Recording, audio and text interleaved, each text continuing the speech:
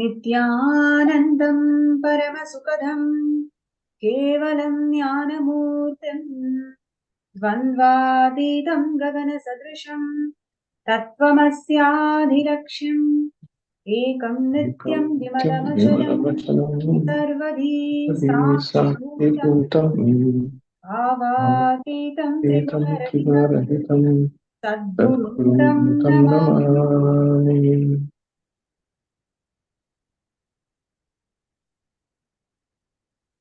Nityanandam, I welcome all the viewers and participants joining with us in more than 175 countries for this segment and the Bhava Samadhi Darshan of Mahasadashiva, manifesting through the Nijavatara, the supreme pontiff of Hinduism, Bhagavan Nityananda Paramashiva.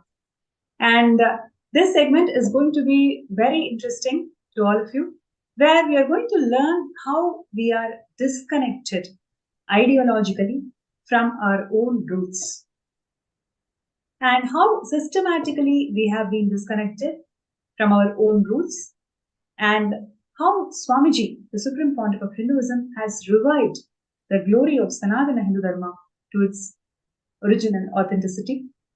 Informative and educational segment. I would like to request all the participants and viewers to be as as possible wherever you feel you want to make a comment or make a suggestion, or if you have something more to add to it, please feel free to add. And joining with me today in the segment is Nityanandam. Yes, great. And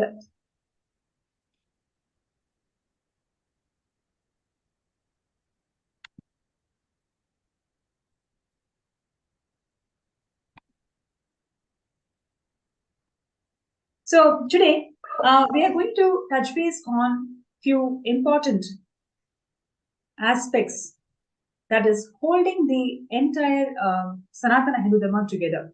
What made the Sanatana Hindu Dharma exist for more than 60,000 years despite undergoing 2,000 plus years of brutal persecution?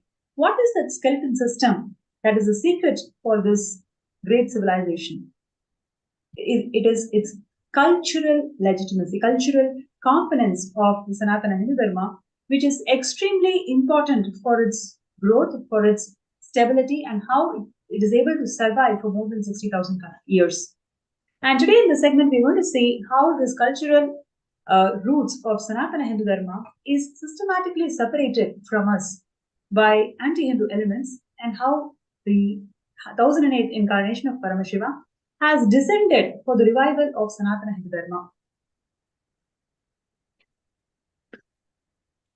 Yes, it's so very important, what we are discussing today about, the cultural genocide, of Hinduism is very important because this has always, existed. Means if you see, the current situation of modern slavery in 86 countries, women face, some form of job restriction.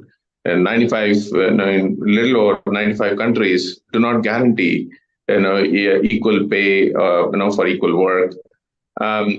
This modern slavery, around women and girls are at, high risk of, being pushed into modern slavery through, various, rape, sexual slavery, forced prostitution, etc. And if you see, there is astounding numbers, of millions of people who are victims, of modern day, slavery.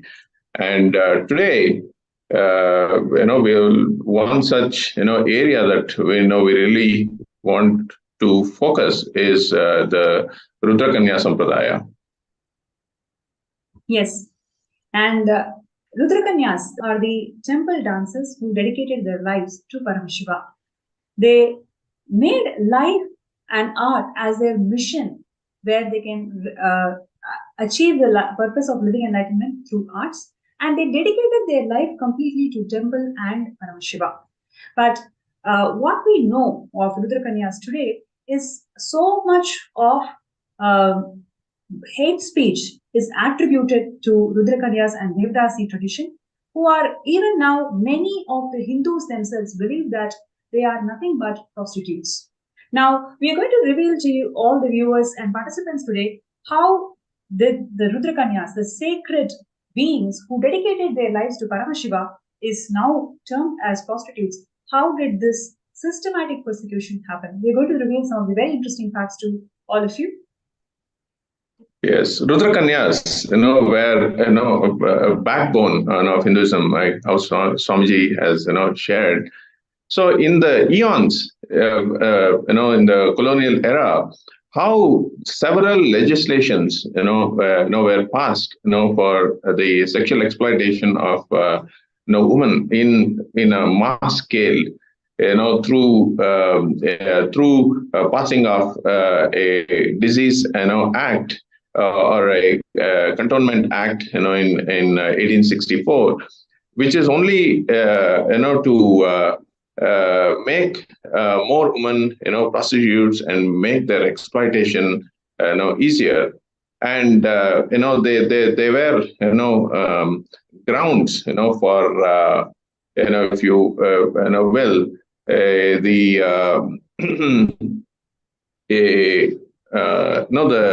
the grounds for the integrated, brothels, in the army base camps, etc., to really exclusive exploitation, by the army, and such barbaric, through barbaric laws.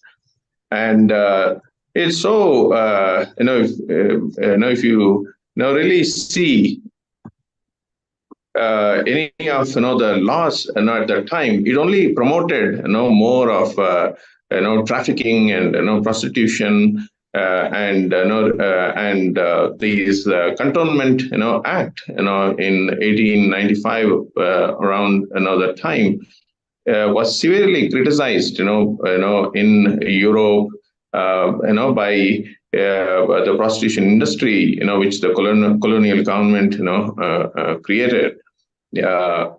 Created. Yes. And I'm going to share with you some of the very important strategies that the anti-Hindu elements deployed in making us all believe that Devadasis and Rudrakanyas are nothing but prostitutes. I'll tell you how. So, do you know that Manodharma Shastra empowers every single woman to inherit properties? How many of you know that? You can post it in the chat. If you ever know that Manodharma Shastra, which is actually known for discriminating women, that scripture actually has empowered the woman to inherit properties. How many of you know that? You can post that in the chat.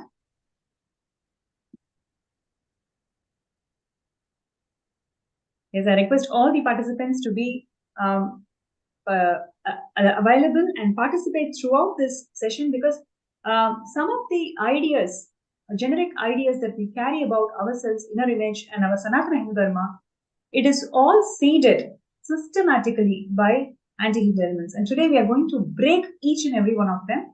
So, requesting everybody to post it in the chat. What do you feel about it? Yes.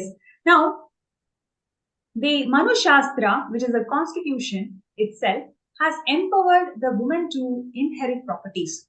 So, by this very value or vow, the Devadasis and temple dancers carried a lot of wealth. They actually had a lot of wealth.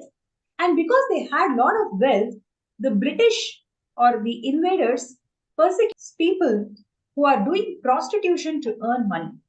You heard it right. They are temple dancers and they have dedicated their lives to Paramashiva.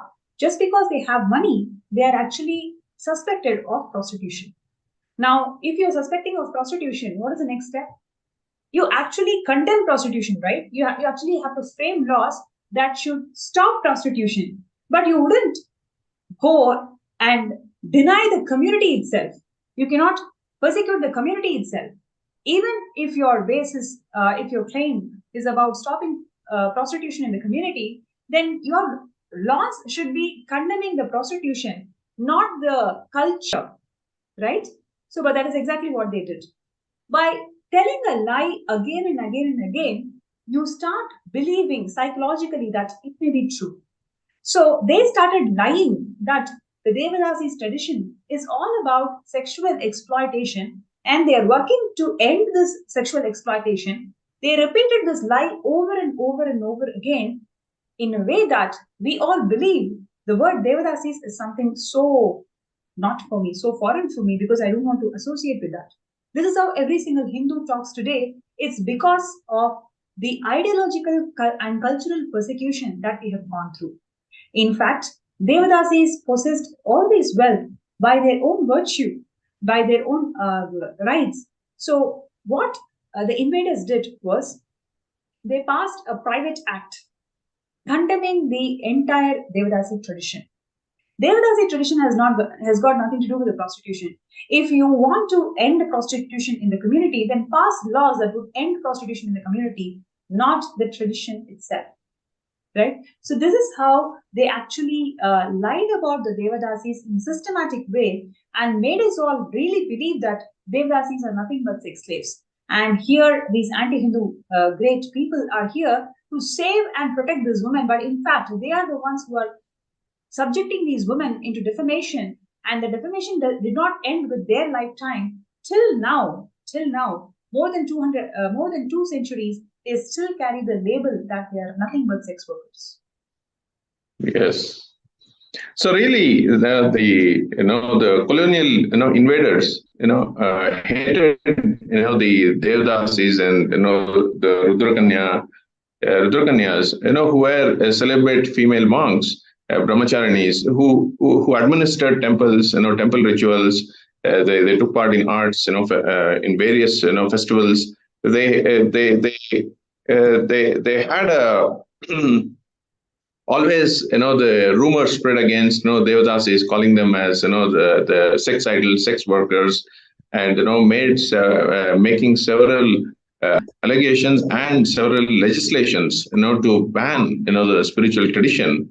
And this is how the whole Rudrakanya tradition was destroyed, claiming it as anti-woman empowerment, and literally stopped them from going to the temples, worshipping, becoming temple priests, and even administrators, and it's everything was lost from that point in time, and even now it continues, and now the Supreme Pontiff of Hinduism is really empowering the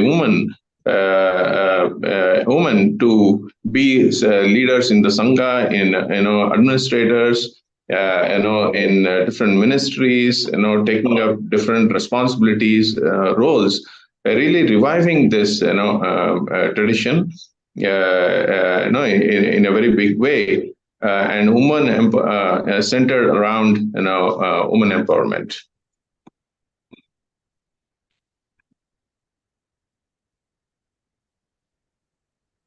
Yes, and have you ever wondered, or did you ever know that women are empowered to perform temple rituals? This is something which I came to know or even cognized it is a possibility only when I knew about Swamiji and the vision of Kailasa. In Kailasa, women are empowered to perform temple rituals. In Kailasa, women are empowered to perform arts, dance, music with privilege and pride, not with a sham that you may be called at some stage as a sex worker. And in Kailasa, there are several women empowerment schemes and programs that were conducted by the Supreme Pontiff of Hinduism over the years. In Kailasa, Swamiji has empowered women to several leadership positions. In Kailasa, woman is made to feel the full potential of who she can be. In a very systematic way, Swamiji has worked on this particular issue for the last 30 years. And there are several women, thousands of women in Kailasa who feel great about being themselves and who also feel gratitude towards Sanatana Hindu Dharma for sowing such strong seeds in Hindu feminism. And now we will go to the next aspect of cultural genocide that has been incurred to Hindus. So far, if you have any questions or any feedback or how are you feeling about this systematic psychological way how this hate speech was spread, how the lies were told repeatedly in a way that you start believing that it is truth. So you can post your feedback, your comments on that. Yes, see, please post your comments to what we are sharing, because it is our ancestors, our generations who have gone through this, and at the same time, it continues even now. As I said earlier, the modern slavery still continues.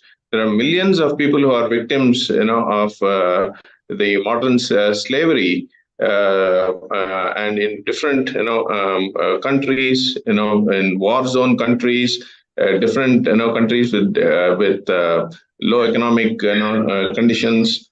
So this thing, continues. What existed, hundreds of years ago, it still continues. It is important for us to have a turnaround, to change this, shift this, and that's where Kailasa and Supreme Pontiff, Swamiji is really reviving the Rudrakanya tradition through and also through different women empowerment programs and many such projects and many such activities through rural and indigenous women, through free medical camps and many women empowerment centers around the world, etc. Right. Now let us go to the next aspect of this cultural genocide that we're talking about.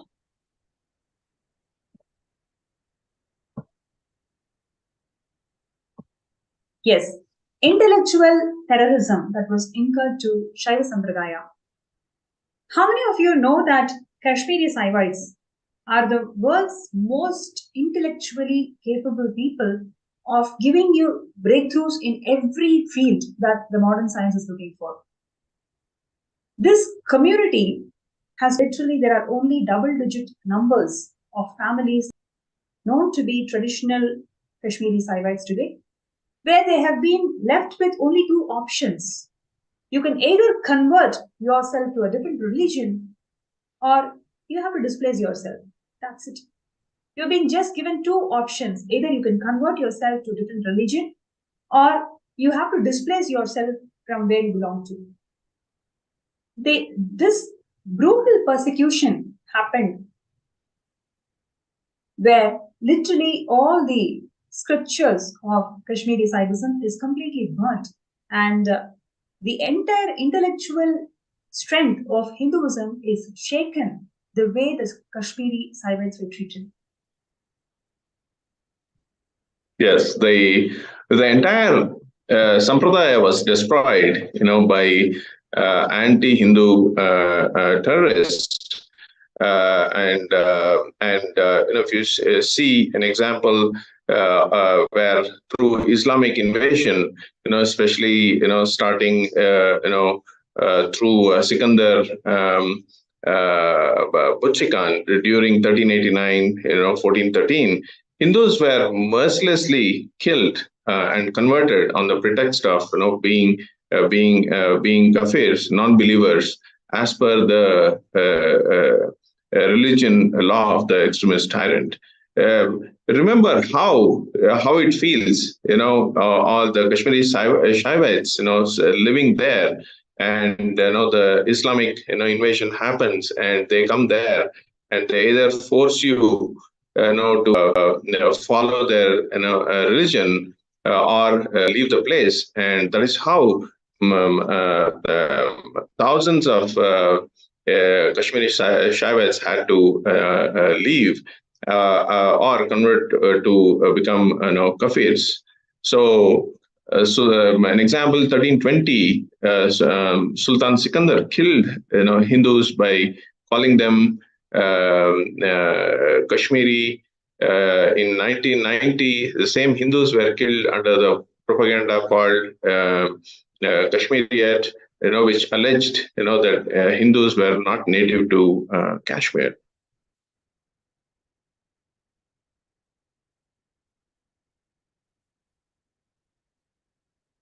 Yes.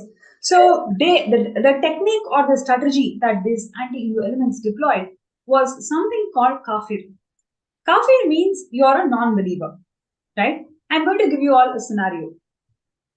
Imagine you're staying in your ancestral property, and this property, let's say it belongs to your ancestors, and let's say it belongs to your family for more than 200, 300 years. Let's say 3, 4 generations of people in your family have been living and residing in that property. And someday, some robber, he enters into this property, he thrashes all of you and then says, you don't believe what I believe in, so therefore this property belongs to me and you must get out. How do you feel about it? That is exactly what has happened to Kashmiri Saivats. Because they don't believe in the religion that these anti-Hindu elements wanted them to believe, they have been given only one choice. Either you change your religion or you can move out, you can be displaced. So this is the exact strategy the Hindu Jnanalaya, because of Swamiji's persistent vision and efforts. Today, Kailasa's Jnanalaya houses world's largest collection of Kashmiri Saivism texts. You heard it right. Whatever Kashmiri Saivism text that is remaining today after the brutal persecution that the community has faced, Kailasa houses the world's largest collection. And it is not only housing the largest collection, it is sharing it with the world for free and making the whole science user-friendly, making it available for the entire humanity. That is the most important contribution that Swamiji has been doing for more than 30 years, for 30 years now. So the ideological persecution that we went through, now the intellectual persecution that we went through, in every single level, Hindus have been targeted, and you can see the clear start of revival happening in the last 30 years because of the persistent efforts of Swamiji, where he never compromised in anything when it comes to revival of Hinduism. Yes, actually, a couple of more,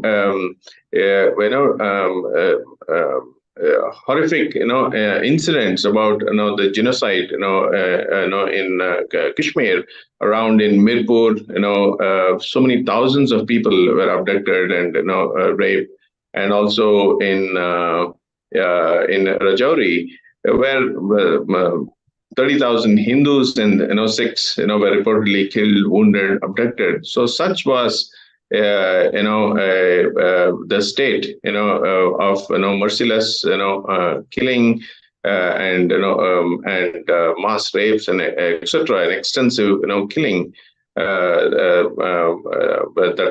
happened, and still. Still, if you see today, we hear about the Kashmiri Pandits, being killed, and still, there is that still it's happening, today, in that region.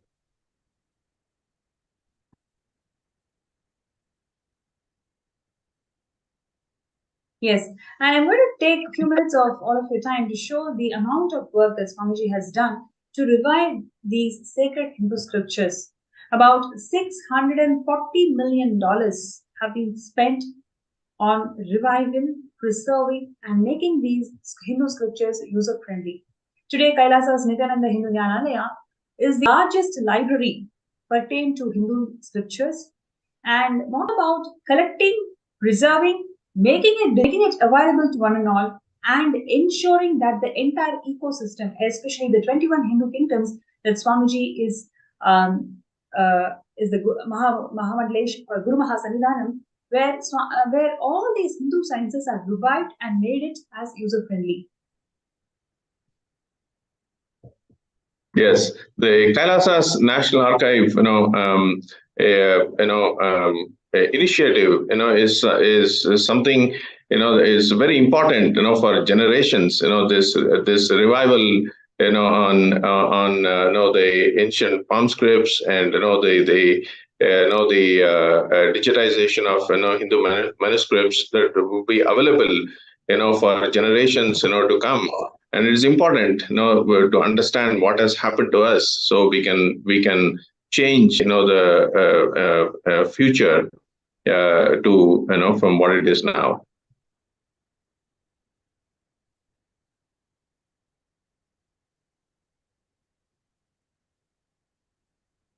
Yes, and next I'm going to explain on the amount of funding that has been spent on these preserving of these Hindu scriptures.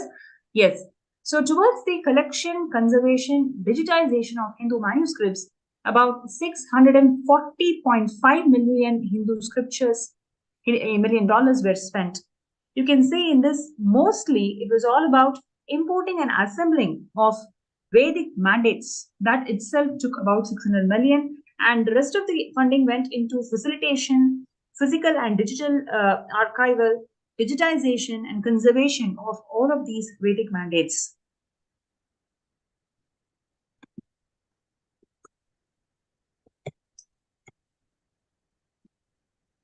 Yes.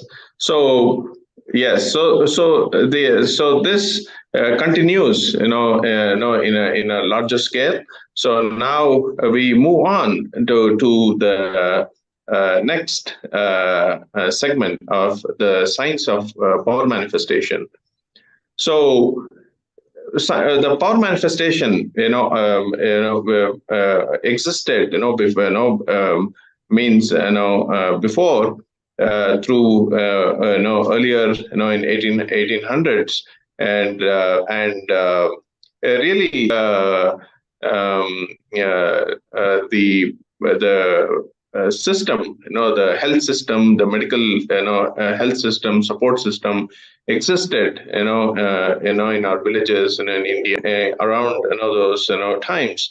So here is, one report from, the William Adam, where in a certain, state in Thana, in around 1 lakh, people, that we had, around 300 women midwives, to means one midwife, for every 400, people to be available, to offer, medical support. And one such, great story means was from Sulagati Narasamma, from who was one of the auxiliary nurse midwife. She, for 70 years, she performed more than 15,000 traditional deliveries free of charge. Can you believe this? Free of charge, 15,000 traditional deliveries free of charge for 70 years. And she used power manifestation in the medical field. So, born in Krishnapuri in Tumkur, she was a power manifester. She was able to detect, the pulse of, the fetus while in the womb without, the use of any instruments. A staunch devotee of Bhagavan Krishna, she was known to connect with him in his form as Bhagavan Dhanvantari and manifest this power. So she could very easily detect, the position of, the baby in the womb. So this is such an amazing testimony of the health system, the support system, we had, and at those times, and it was gradually destroyed, over hundreds of years. And what I would also like to add is, you can clearly see the robustness that the Hindu health systems had, and especially the number of people that was deployed. I mean, the stats are something astounding, because every 500 women has one midwife assigned to them. It is such a powerful health system that was developed in a very organic manner. because of the social structure, the strength of the social structure that Sanatana Hindu Dharma carried. But because of this constant anti-Hindu brainwashing propaganda, we always believe that Hindu health system is all about superficial superstitions, is what we all believe. That's because of the constant brainwashing that we have been subjected to. And today, if you see, what is our state now? We are still not able to find a solution for the pandemic. On the other hand, the Supreme Pontiff of Hinduism, Swamiji, has made sure that every single Kailasa around the world had zero deaths or zero infections during the COVID. You heard it right. Zero deaths, zero infections in all the Kailasas around the world because of the traditional healthcare that Swamiji had provided as per Vedas and Agamas, and this entire science that Swamiji has provided and made this community experience zero death and zero infections is something that the United Nations have recognized and published in the report. Yes. So this is the life that we will be getting in Kailasa, where you have the best healthcare facilities, and everything is rooted in Vedas and Agamas, and you are empowered intellectually through all these scriptures of Shaiva Sampradaya, and you are empowered to experience and express your complete creativity. Yes. So the next we're going to talk about is Ramanujam. From 1887 through 1920, how the mathematical in the area of mathematics, in the length dimension, given any mathematics, he could answer without actually needing to solve the problem. And many such equations, many such formulas, many such signs that he Ramanujam used the power of third eye, the length dimension, to solve many problems and give solutions to the current humanity. And his contribution has been immense in the science of mathematics using for manifestation.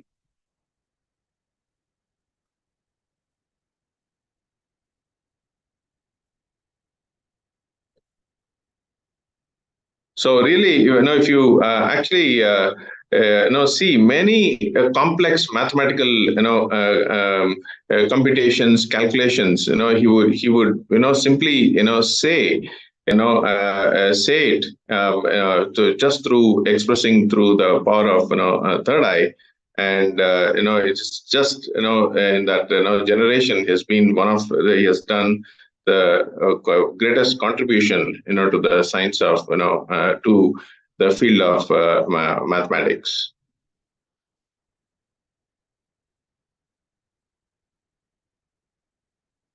So the next we will continue also is to talk about the in the medical field, the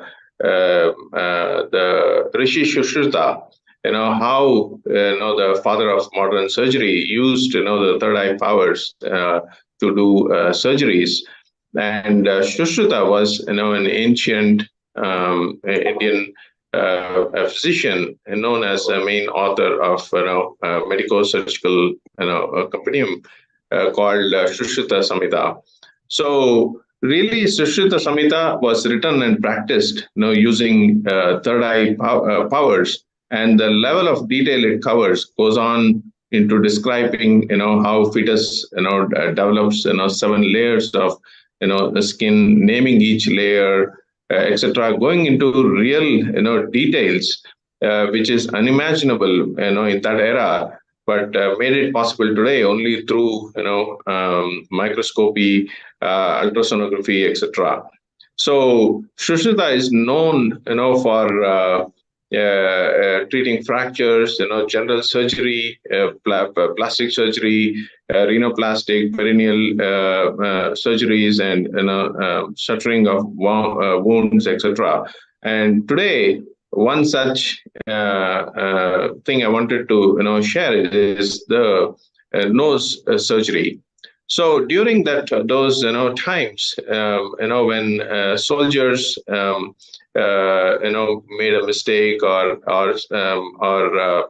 something happened, the nose of the soldiers used to be cut off. And at that time, a few this Shushruta school of medicine, they used to perform hundreds of surgeries on these soldiers, and they perfected the art of surgery, plastic constructive surgery. And even today, the science, the technology, what was done during that time, even today it's followed by the leading medicinal schools like Princeton. And many papers, medical research papers have been written around this. So it's a major contribution has been done, a little over 9,000 years old science through the Shushruta school of medicine.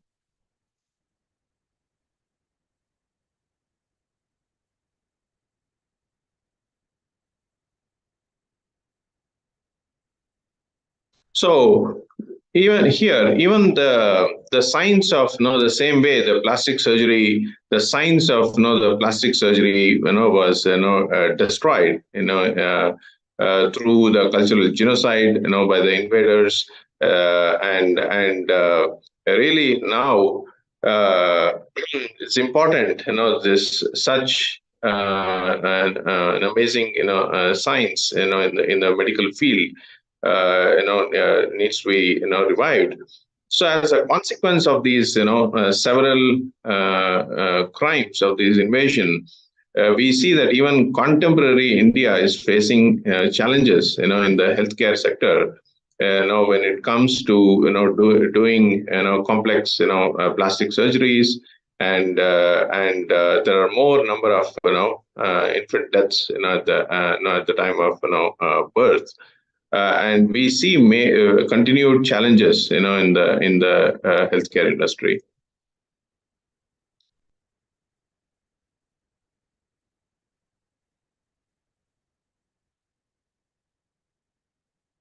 So Kailasa has initiatives, really providing an extraordinary, healthcare, reviving,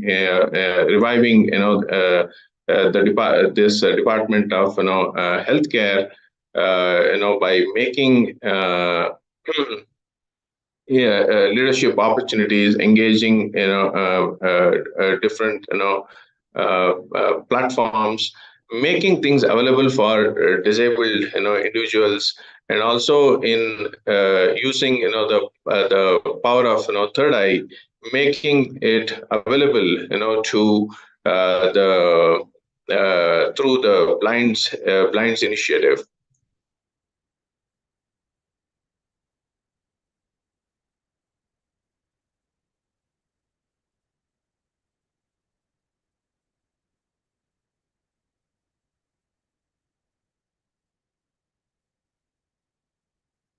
And the cure and care, vision impairment through Nitya Kriyas is such a unique, contribution, and ancient, combination of components of, Nityananda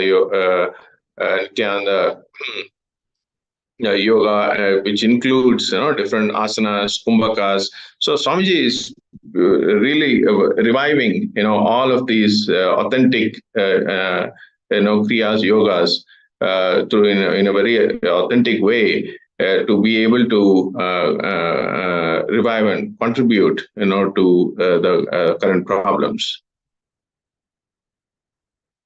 And also hearing impairing initiatives. So Kailasa Department of Human Service, as part of some schools in Gujarat, showcased this extraordinary feat of putting to action the principle of everyone is Paramashiva.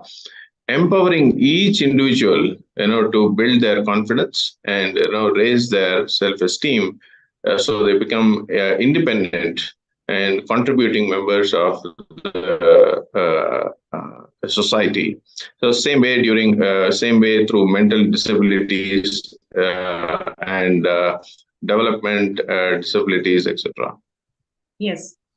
And the other thing which I wanted to add to here is how these anti-Hindu elements is now currently literally removing the essence of Hinduism, which is festivities. Whether you take the Kavadiya Yatra, where they termed the whole spiritual yatris as hooligans and thieves. And now if you take Holi, there is a lot of restriction to use the colored water on people's face. And now you have restrictions on Ganesh Chaturthi, where they say that you cannot put the Ganesha in the ocean. Now you also have restrictions about bursting crackers during Diwali. Come on, what can Hindus do? If there is restriction on every single festival, important festival, that is actually holding all of us together, why should we not celebrate it? And why does no other religion experience this kind of bans? Exactly. See, some of the ads, for in the jewelry or perfumes. Now, if you see, they have moved away from the Hindu culture. Where no bindi, and Hindu way of representing jewelry. Same way, the Hindu sentiments, religious Hindu sentiments, are heard.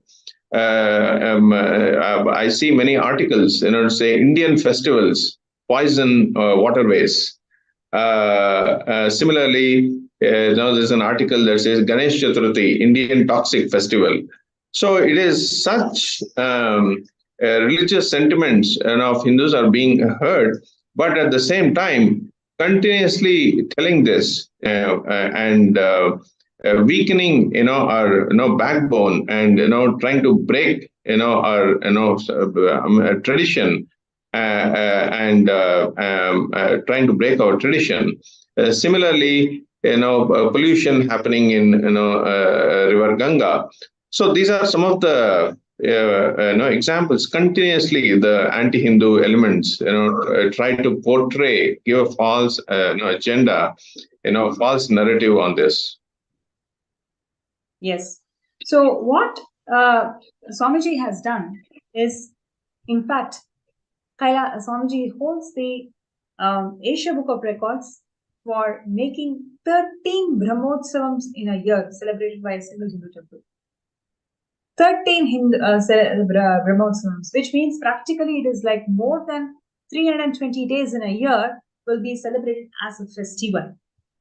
So it is like something phenomenal what Swamiji has done. And it is not in just one temple. Swamiji has guided and evolved more than 50 temples around the world. In all of these temples, Swamiji ensures that more than 320 years of celebrations are happening, and each of these celebrations are happening in alignment to the reference temple. So in this way, the entire sentiments of Hindus are protected, and at the same time, all these temples and festivals and rituals, whatever is being performed in Adi Kailash and elsewhere, everything is ensured that it is actually relayed live. So in digitally and physically empowering the Hindus to come back to their celebrative space. This is one of the most important and sweetest contribution of the Supreme Point of Hinduism. So we just wanted to take this moment to mention that. And if you see, so far, so much of persecution has happened to us.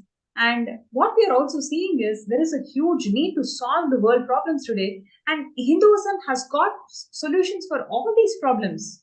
We don't need to work for it. Our ancestors and Paramashiva has given it. And we have our avatar as Guru who is going to guide us and make this whole thing happen. So all we need to do is take that first step towards manifesting Sarvanyapita. Moment you take that first step, you will see how automatically all the doors and windows will be. Yes. So this is the time festivities I would like to highlight also is in all the Kailas in Kailasa, at least in the Kailasa, Los Angeles. I had an opportunity to participate in Kumbh Mela, there, and how beautifully it happens in India in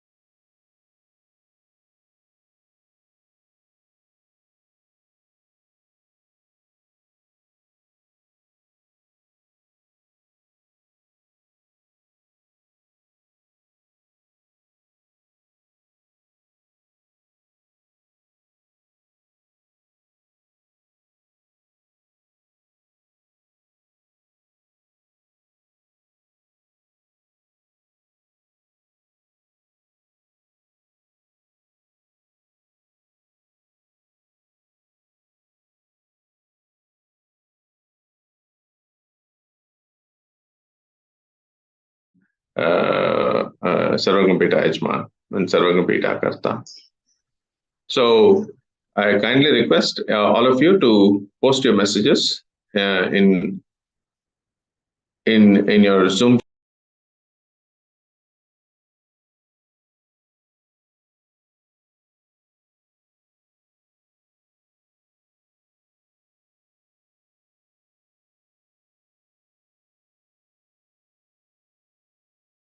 So here is the link, sksjp.org/contribute. So in the meanwhile, we'll just give you a few minutes, and we will have a short scanning session for the participants.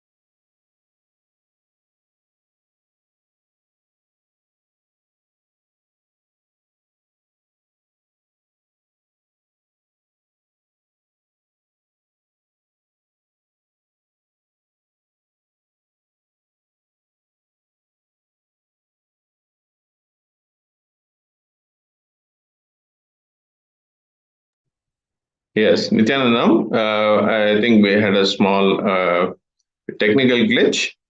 Hopefully, all of you are able to hear.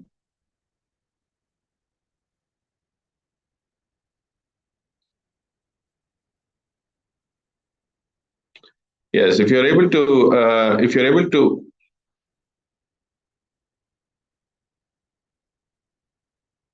yes, if you're able to hear me, you can give me a thumbs up, or you can post in your Zoom chat, so I'm able to see each one of you, your comments.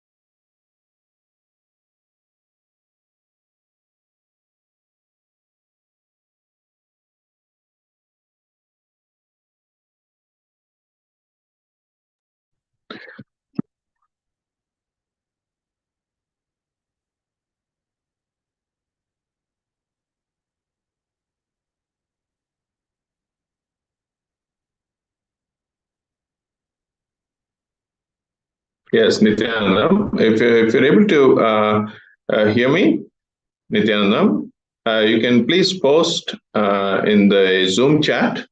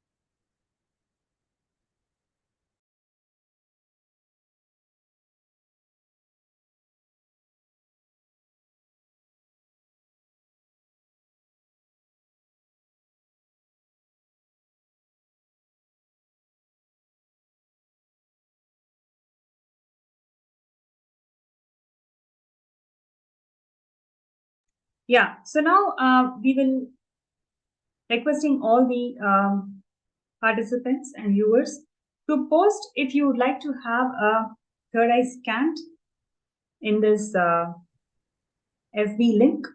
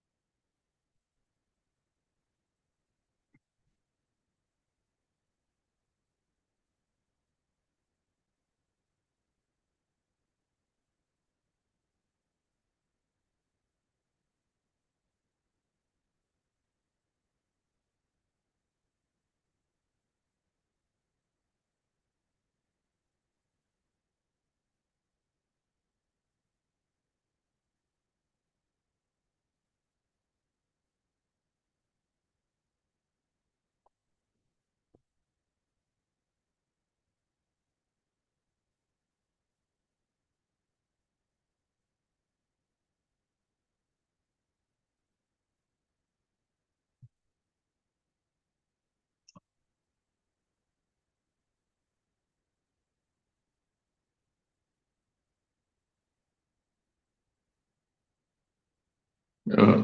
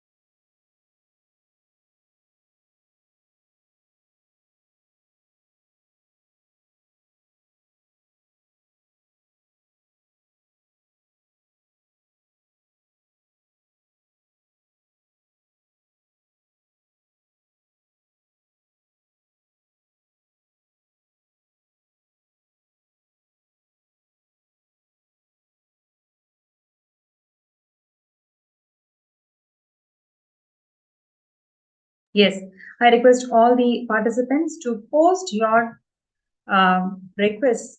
Like if you would like to get scanned, you can post that in this Facebook group.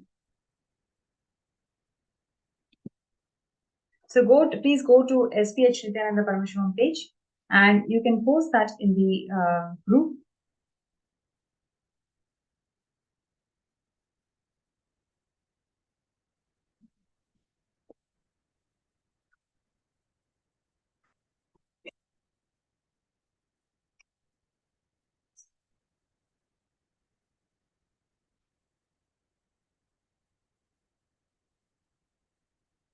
So we can say here how Oza is sharing that after each day of the program, my inner space is more firm, even during the situations before I was stressed.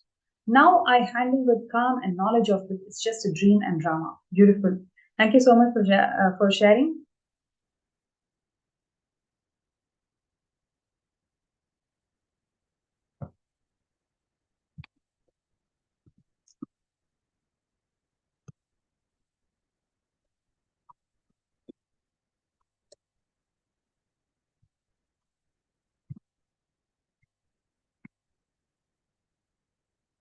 Right.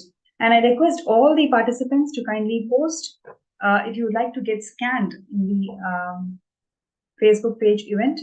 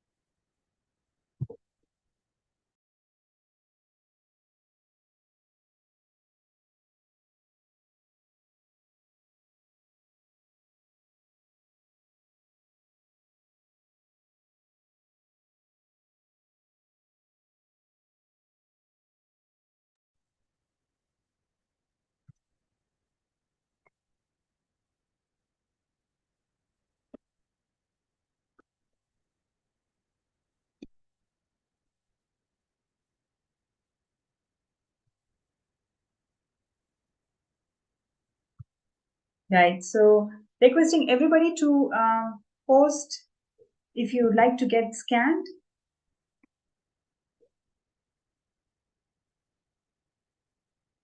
So participants in the Zoom room, if your chat window is disabled, you can come to Facebook and post your request to get scanned in the Facebook event page.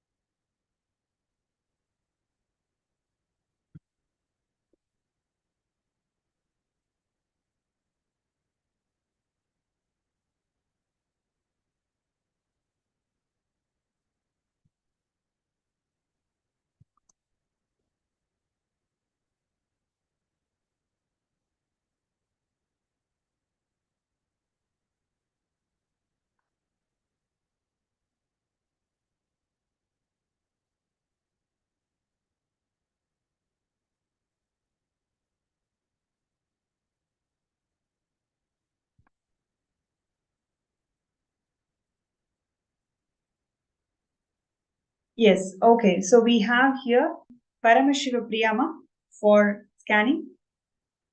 Jnanatmaya Priyananda, that's great. And who else? Mamusu He. So also put the request for scanning. Okay, so now with Swamiji's grace and blessings, let's begin. Amritaya, would you like to go first?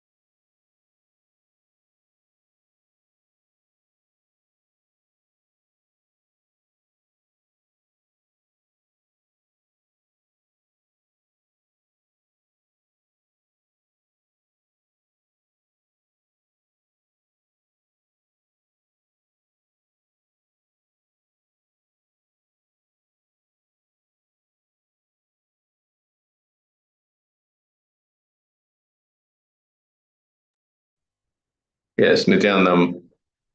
Sorry for the technical glitch. So, Parameshwar Priya, what Swamiji revealed to me was the mental setup of the intensity to make the decision into the future.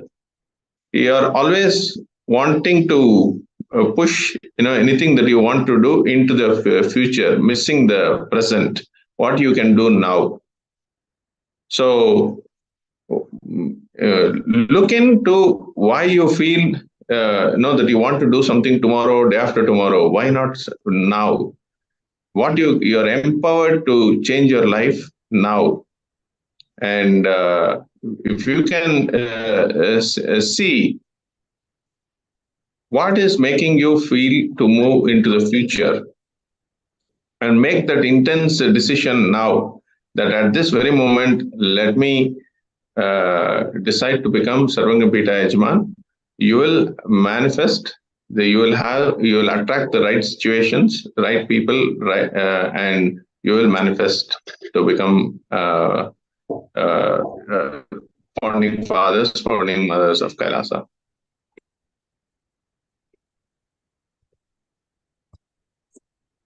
Yes. Right. And next we have Jnanamaya Priyananda.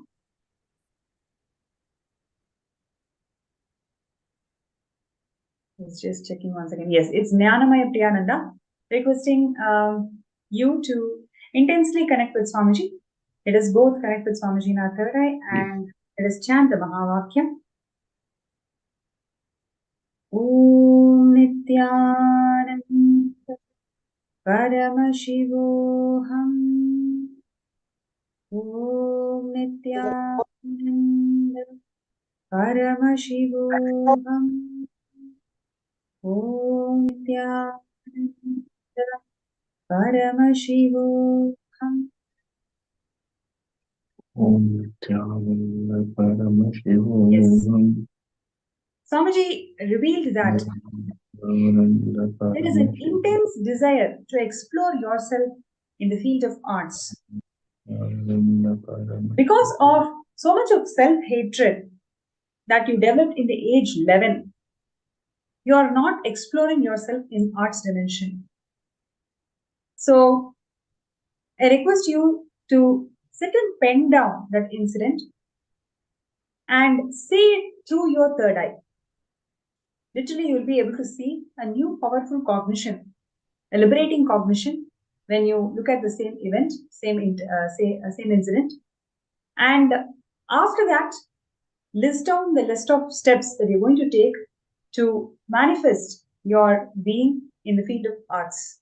So with Swamiji's grace and blessing, you'll be simply able to do it. So requesting you to take a few minutes to pen down that incident at 11 and let's do completion through third eye. Okay, there are some more people. Yes. Laws and how? Yes, Nityanam.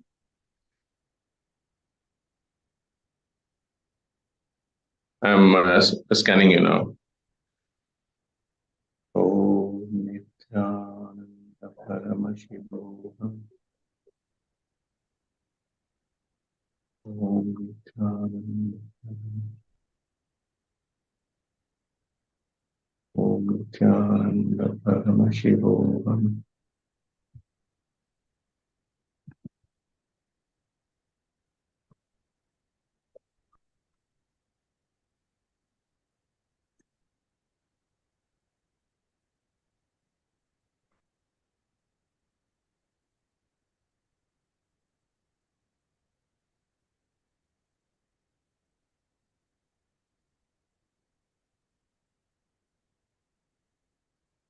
Yes, laws and how? Yes. So what Swamiji revealed to me was you give up very easily. Anything that you are doing, you just give up easily. The intensity with which you are making, the decision whether it is anything in your personal life or whether it is to doing the programs, that intensity of the decision is missing. Um,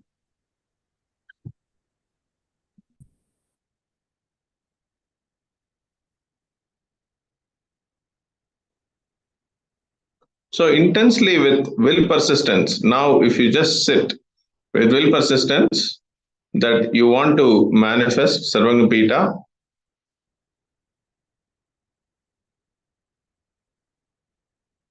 you will manifest immediately, and just create this space, and during this darshan you will have a breakthrough.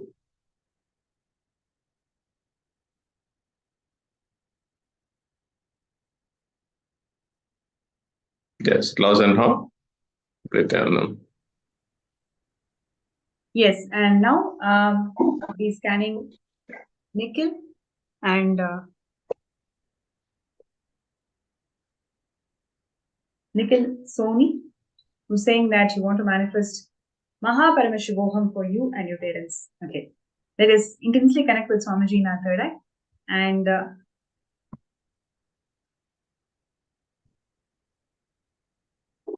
let's chant the Mahavakya.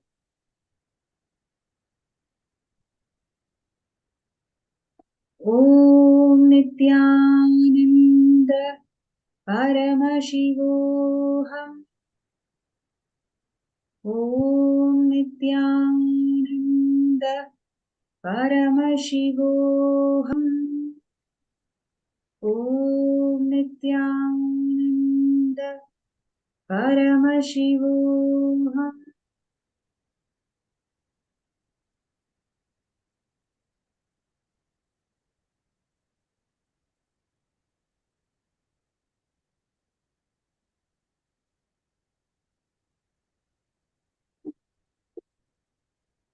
Yes. So, Nikhil, one thing that Swamiji showed me is first, drop this decision fatigue that you have in your life, right? There is so much of decision fatigue. If you see right now itself, there are few things which will simply move if you take an action, take a decision. But what happens is every time you want to take a decision and make the movement happen, your self doubt and self denial is so strong that it makes you confused and it just becomes a vicious cycle. So, decision fatigue is one of the key karma that your being is actually going through. And Swamiji has beautifully shared so many times. If you simply decide to break the karma, that you're not going to fall for this pattern anymore. If you have a conscious breakthrough, then the impact of karma will not be there in your life. So now all you need to do is decide, right? Decide clearly why do you want to manifest Mahaparamishivoham? What are the doors that is available to you which is accessible? What are the actions that you need to take it or make that happen? The whole process is so simple, but it becomes simple only when you decide it to be simple, right? So I request you to take this moment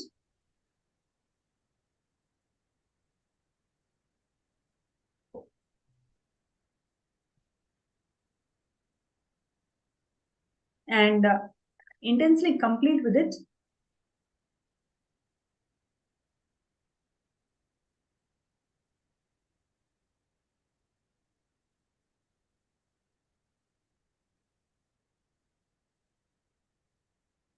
Yes. So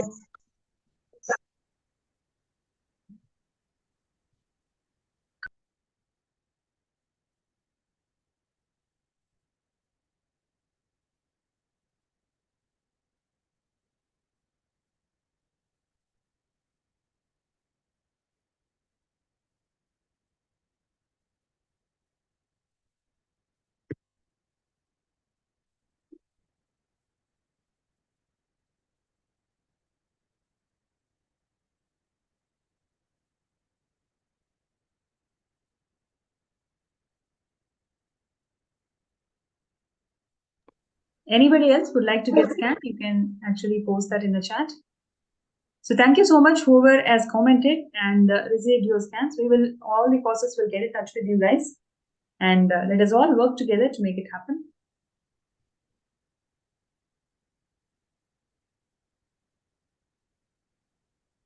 Yes. Lao Zhenhao. Yes, Nityanam. Yes, what I also saw additional things that Swamiji revealed was also you have the resources to become SJP. You're delaying, procrastinating, and the moment today you make a decision, you will be able to become Sarvangapita Yajman before Shivratri. Lao Zhenhao, yes, Nityanandam. If you're able to hear our what we're sharing, you can also comment that you heard in the Facebook, so we know that you've heard it.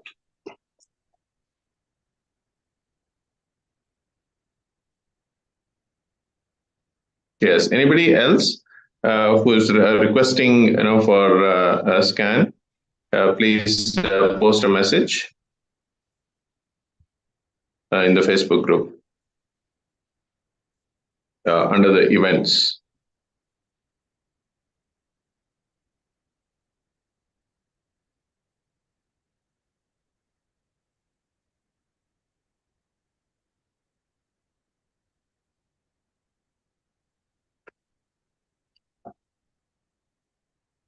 Right. Any other participant would like to get yours a scan? You can post that in the chat.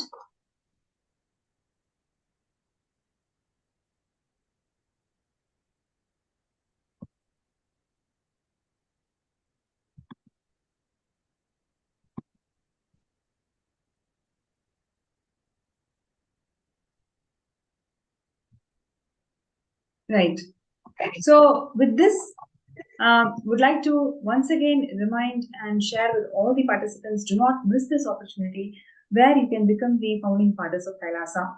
Every day there is a bilateral agreement that is getting signed. Every day there is a Sisters City agreement that is getting signed. Swamiji is taking the whole nation to a completely different level, which we cannot even comprehend. So being a part of Kailasa is going to be one of the rarest boons that we all may get. And it is right now, it is in a place where everybody can work together to make it happen. So I request all the participants to take 2 minutes, sign up in the form that has been projected, skajp.org/contribute. Show your very intention to this cosmos that you are ready for the translation. And with Swamiji's grace and blessings, Yes, Muzi, he is requesting for a scan. Yes, Nityanam. Yes, I'm doing the scan for you. Om Nityananda Paramashivoham. Om Nityananda Paramashivoham. Om Nityananda Paramashivoham.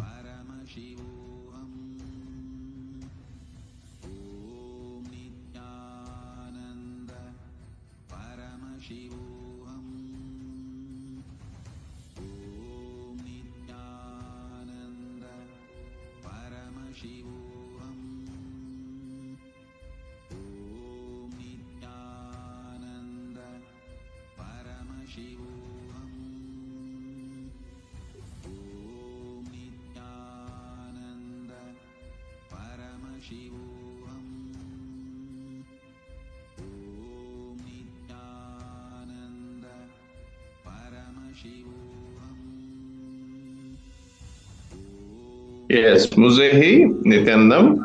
Yes, what Swamiji revealed to me, you don't stick to your decisions that you make, even in your daily life.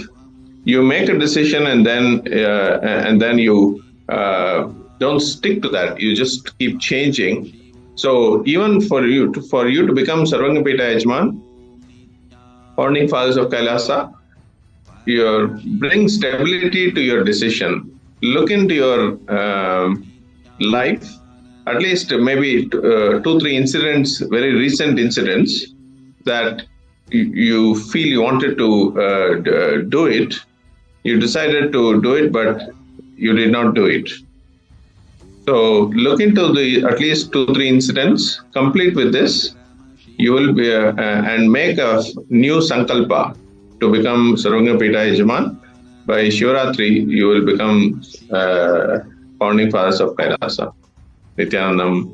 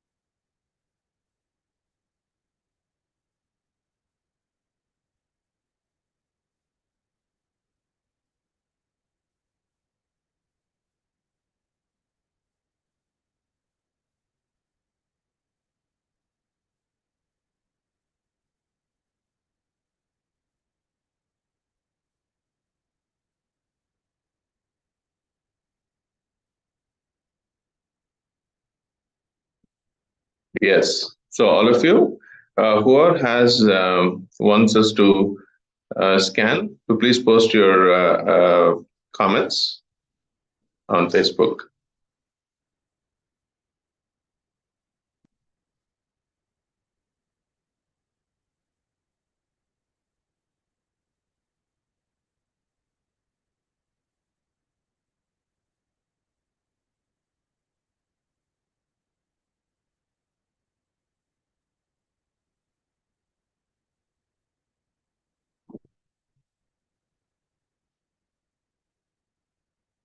Yes. So all of you, there.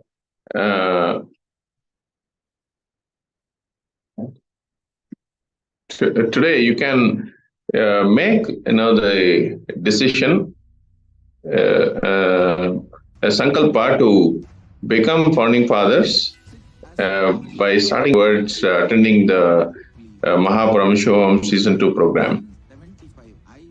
See, your decision today to stand by wanting to become Sarvagna-pita manifester is a testament to supporting the Mahakalasa's vision, mission, Swamiji's vision and mission.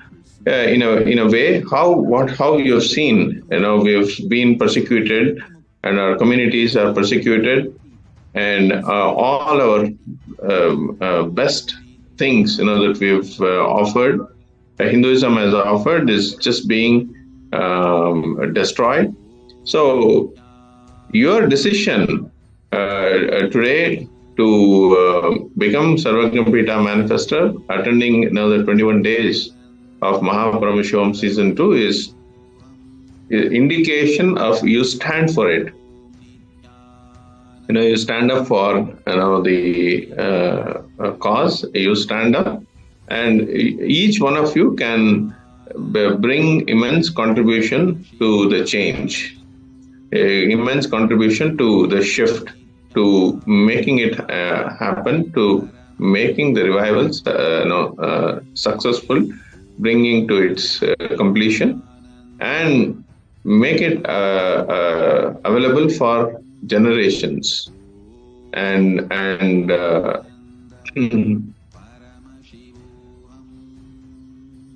so do not procrastinate. Maybe I'll do it next time, or any other obstacles. Don't be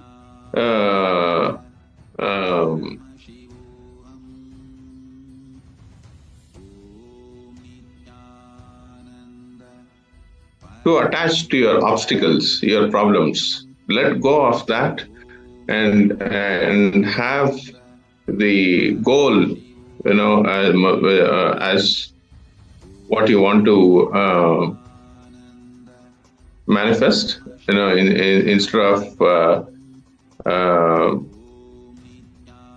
taking the side of your problems, being convinced with your problems.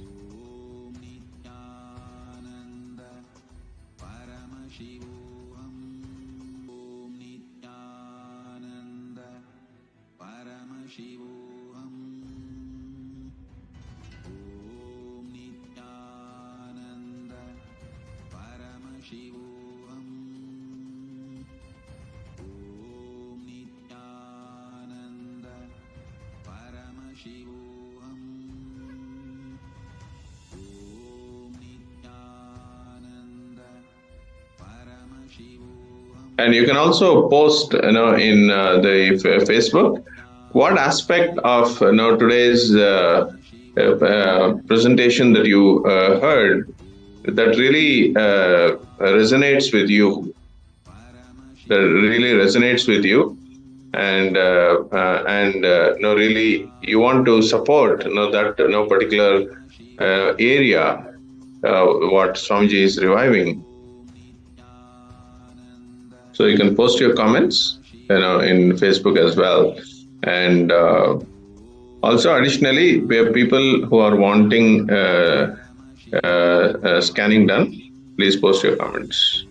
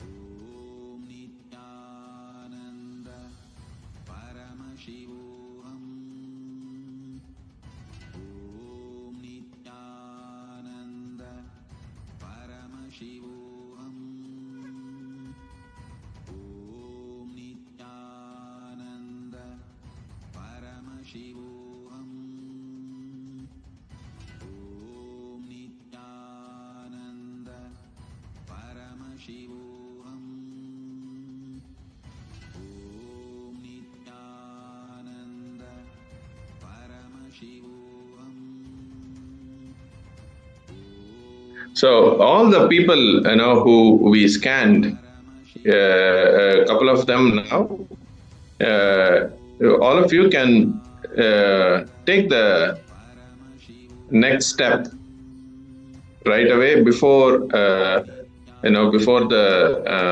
darshan. So you can have a breakthrough just during the darshan.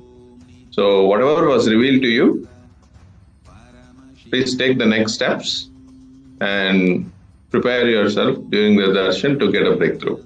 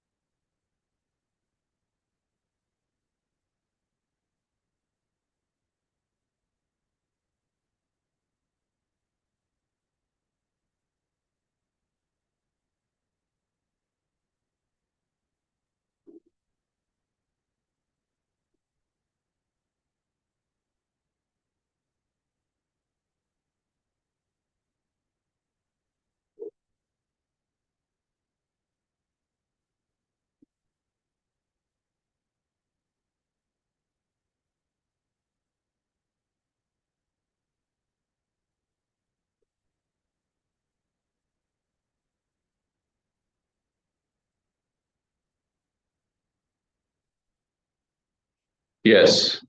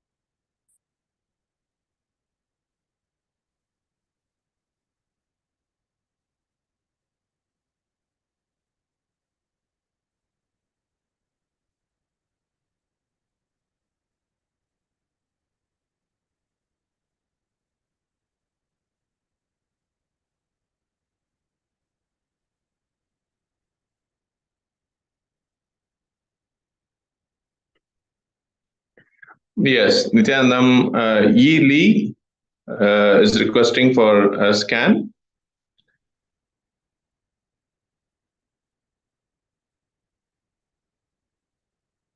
Om Nityananda Paramashivoham.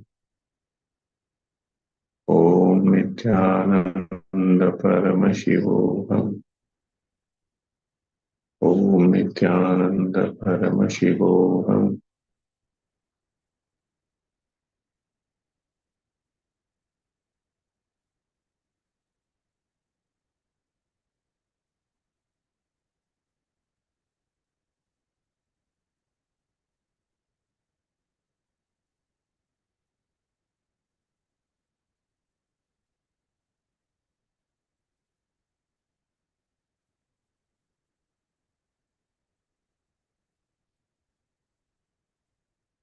Yes, Nityanandam E. Lee. Yes, what Swamiji revealed was let go of your insecurity. Let go of your insecurity, and whatever you have today, make a decision to contribute towards Sarvagnapita, Karta, and just with the intensity of that decision and letting go of the insecurity, you will manifest wealth and become Sarvagnapita Karta by Shivaratri.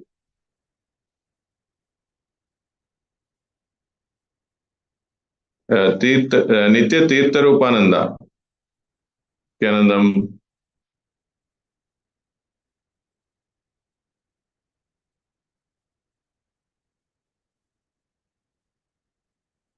Om Nityananda Paramashivoham.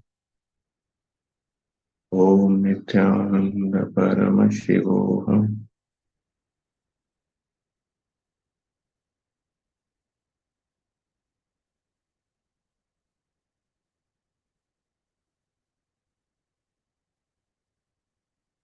Yes, Nityanandam Tirtharupaya. Yes, what Swamiji revealed was make this as a priority. If you make this as a priority over other things, you will manifest for SJP, and soon you will become Sarvagapita Yajman.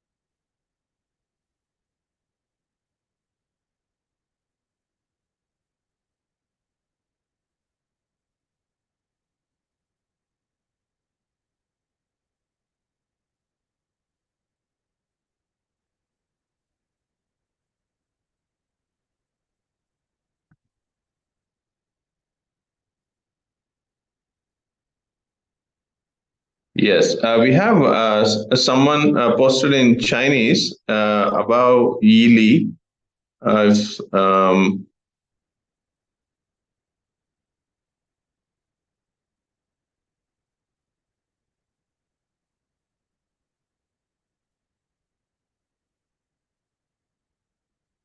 yes, somebody has posted in Chinese. If you can post your name in the comments, uh, we can scan you.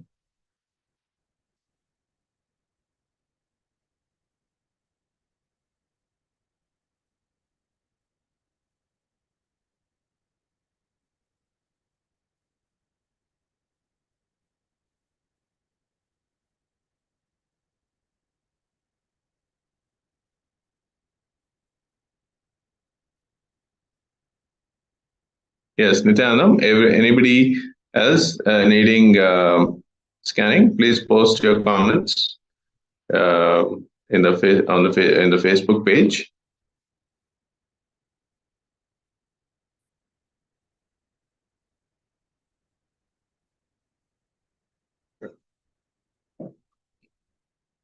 Yes, Nityanandam, Gnananjali.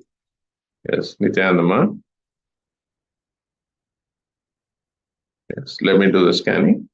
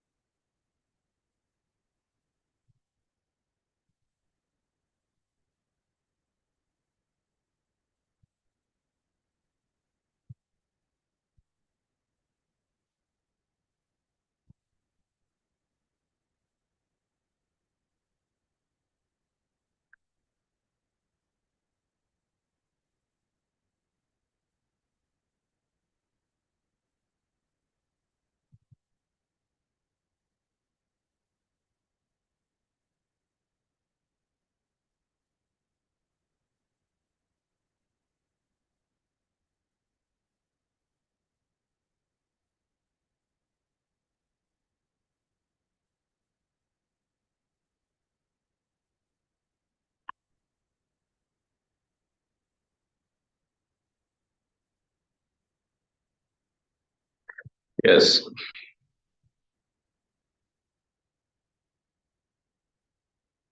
Yes. Yes. Nityanandam. Yes.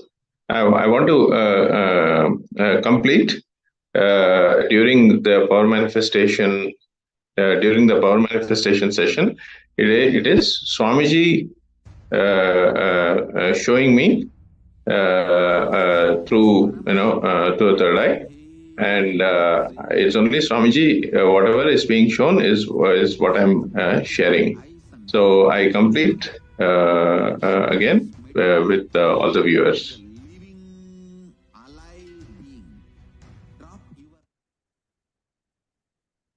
Nityanandam.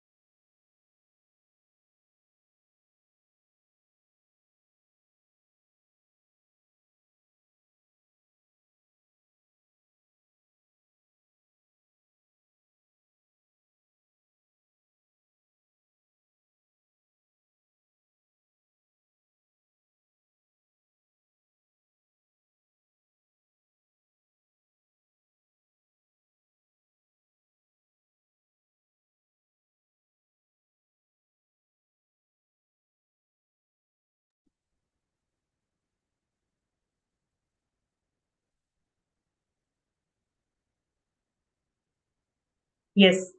And that comes the end of this segment. I hope all the participants who ever had your third eye scan, you can post your responses, how you feel, and have you taken action, all of that in the chat, and we will look into it.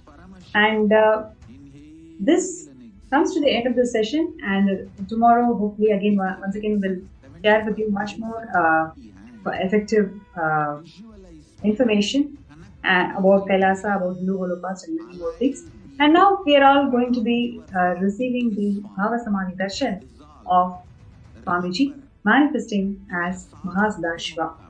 Yes, the most awaited moment of the day. I request all the participants to settle down and let us all have a blast being in the presence of Swamiji, who is going to manifest as the Mahasadashiva. So, what is Bhava Samadhi Darshan? It is mirroring the neurons of the avatar who's descended with the universal consciousness from our individual consciousness. So when we mirror the neurons of the avatar, we simply radiate him and we manifest him. So it's going to be a very, very important session. And firstly, we will be seeing a video to understand the science of energy darshan.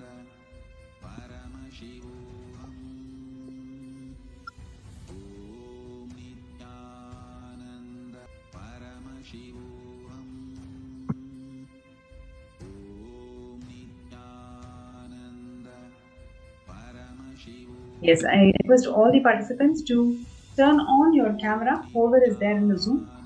For security reasons, we will definitely require all of you to turn on the video camera when the darshan is on.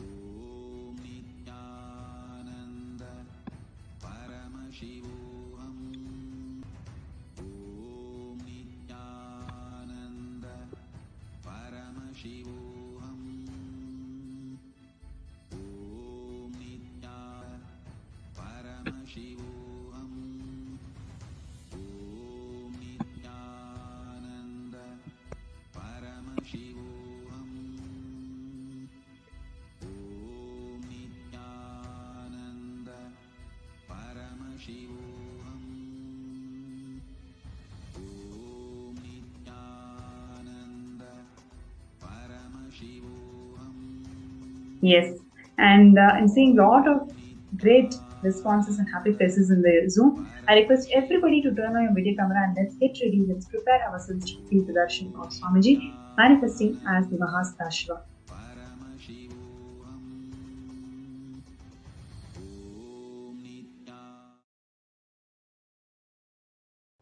Hello again. Gaze into a mirror and what do you see? Well, I see my face, of course, but in my face I see moods, I see shifts of feeling.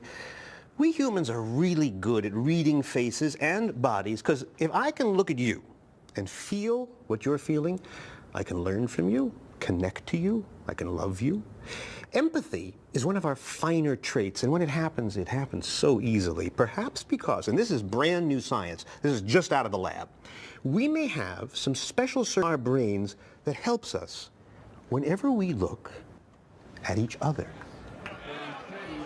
Ask yourself, why do people get so involved, so deeply, deeply involved with such anger, pain, such nail-biting tension over football?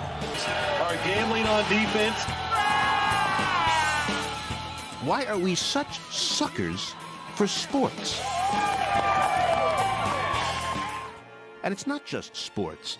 We can lose it completely at the movies, at video games,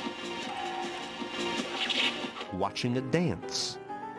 Is there something about humans particularly, that allows us to connect so deeply when we watch other people? Watch them moving, watch them playing, watch their faces. Well, as it happens, scientists have an explanation for this strange ability to connect. It's new. It had never been found on the cellular level before. A set of brain cells found on either side of the head. Among all the billions of long branching cells in our brain, these so-called mirror neurons have surprising power. What we found is the mechanism that underlies something which is absolutely fundamental to the way that we see other people in the world. And it began entirely by accident at a laboratory in the lovely old city of Parma, Italy, where a group of brain researchers was working with monkeys. And they were testing a neuron, that's a brain cell, that always fired, made this sound, whenever the monkey would grab for a peanut. So the lab had all these peanuts around, and whenever the monkey made its move, the neuron would fire. Scientists thought, now here's a neuron that is essential to motion. It's a motor neuron. Then one day the monkey was just sitting around, not moving at all, just sitting, when a human scientist came into the lab. And when that scientist grasped the peanut, the monkey's cell fired. Now, the monkey hadn't moved. It was the human that had moved, suggesting that this neuron up here couldn't tell the difference between seeing something and doing something. Seeing and doing were the same. Or more intriguingly, that for this neuron, watching somebody do something is just like it yourself. The head of the lab, Giacomo Rizzolatti, thought, wow. The same neurons, one neuron, fire both when the monkey observes something and when monkey is doing something. It's almost unbelievable. It was surprising because this cell which was involved with motor planning for the monkey turned out to be interested in the movements of other people as well.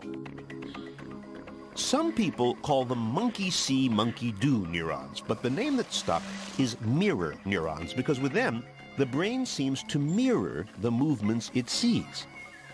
This accidental discovery got scientists thinking, doing more tests, and it soon came pretty clear that this is not just a monkey thing. It's a people thing, too. We all know that humans learn by looking and copying. That's what infants do. First you look, then you do. Ready? Let's see your feet this way. And once you've watched and copied and learned a set of moves, you not only have them in your head. Look, you put your shoe on. Yeah, she brushed it. If you see somebody else doing it, you can share the experience. And you want to do it with me? They know the moves, you know the moves, so you can move with them. Wow. If you can use the years of training that you yourself have done, learning to crawl, then learning to walk, then learning to eat, this is an incredibly rich set of knowledge that you could apply to the problem of actually seeing what's going on. So that's why when I head down this street carrying all of these packages, not only do people watch, look how they're watching. They feel my predicament, because they know what it's like to carry heavy packages. They all know about carrying. So as they watch me moving, they can feel themselves moving. Their neurons are mirroring the action.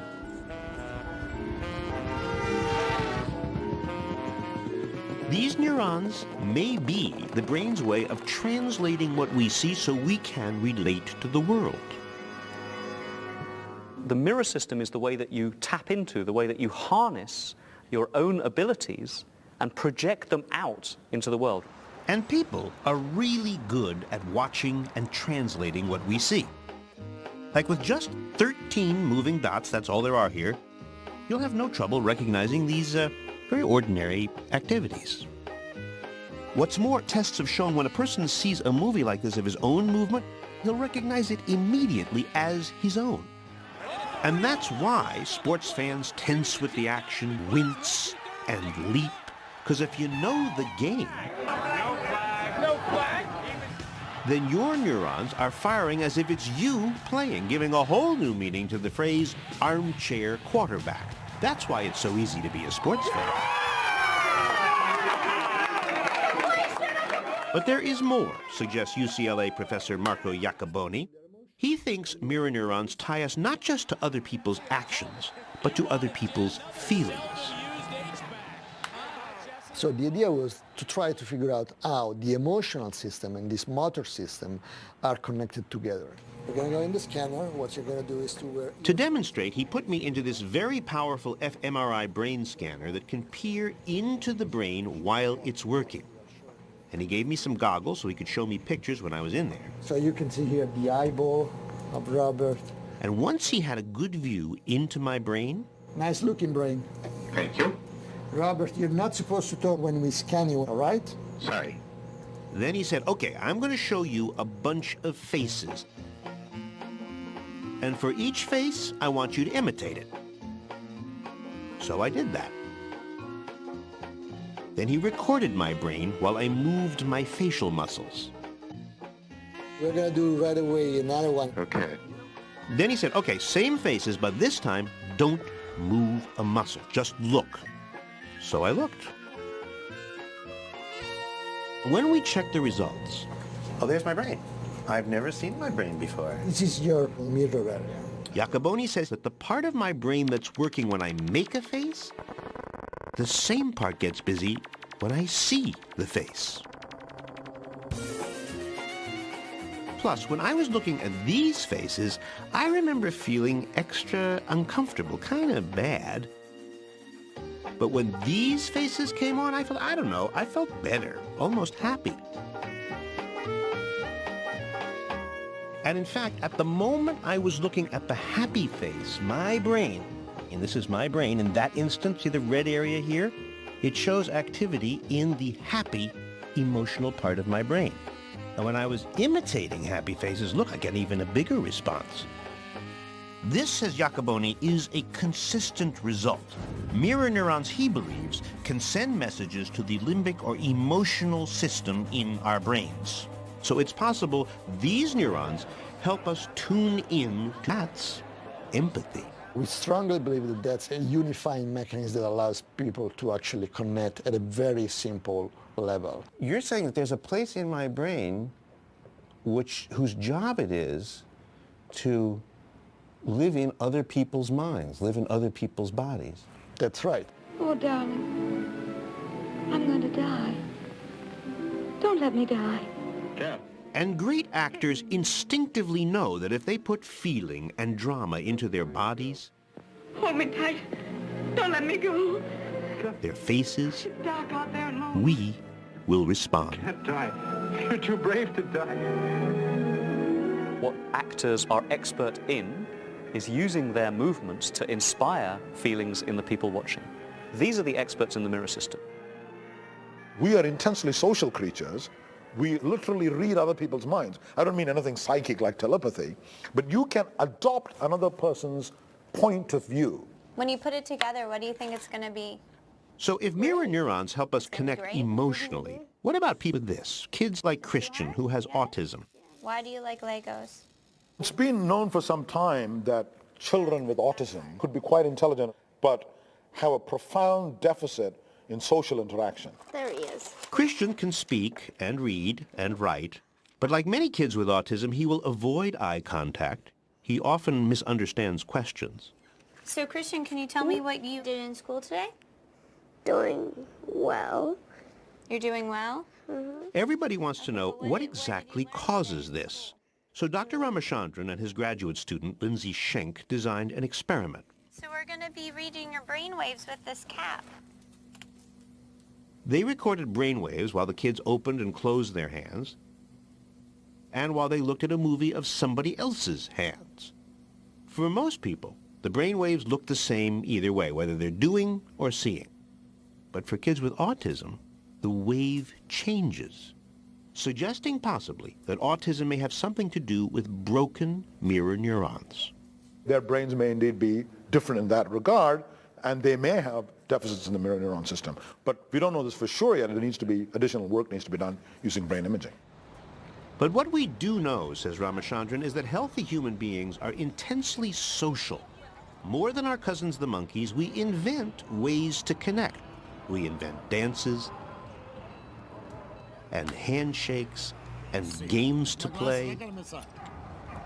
We eat together, we meet, and we talk. We talk a lot. Get away. Everybody's interested in this question. What makes humans unique? What makes us different from the great apes, for example? You can say humor, you're the laughing biped. Language, certainly. Okay? But another thing is culture. And a lot of from imitation, watching your teachers do something. And here V.S. Ramachandran makes a big leap. He has proposed that at a key moment in our evolution, this is his guess, our mirror neurons got better. And that made all the difference, he says, because once we humans got better at learning from each other, looking, copying, teaching, we could do things the other creatures couldn't.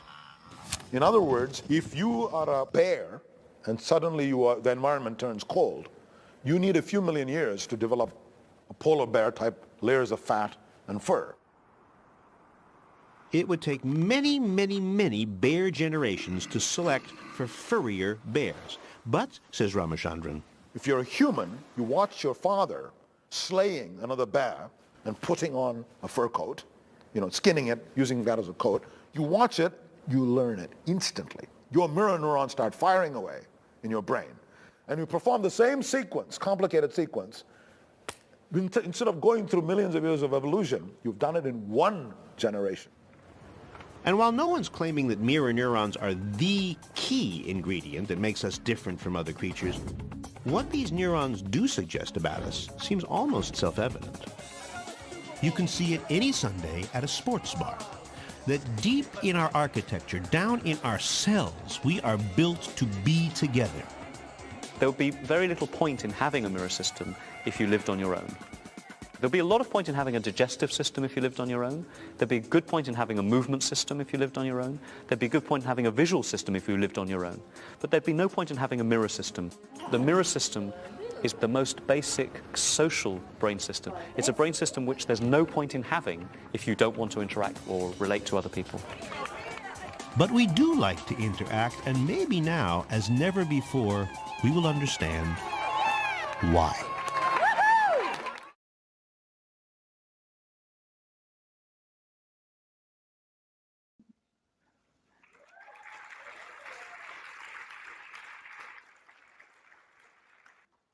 I am introducing one of the important sacred secret spiritual principle to all of you.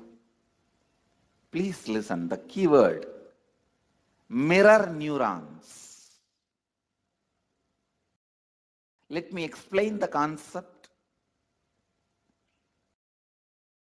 Then we will recognize many of our understandings with this truth. As I said, recognizing is recognizing. Mirror neurons. Very recently, I was studying a research paper where they beautifully established with various analysis researchers on a very powerful truth. For example, if somebody is swimming in the ocean, you stand and watch. whatever brain activity is happening in that person's brain, whatever activity is happening in his brain, in his neurons, please listen. Even if you are watching, the same activities are mirrored in your brain. The same neuron activities are mirrored in your brain. Listen. If you are watching totally, the same effect is mirrored totally in you. If you are absorbed in it, you also know a little swimming. Please listen. If you know a little swimming and you are absorbed in it, you are not swimming, you are just standing. Both brains are in the same frequency, the same effect, and no difference.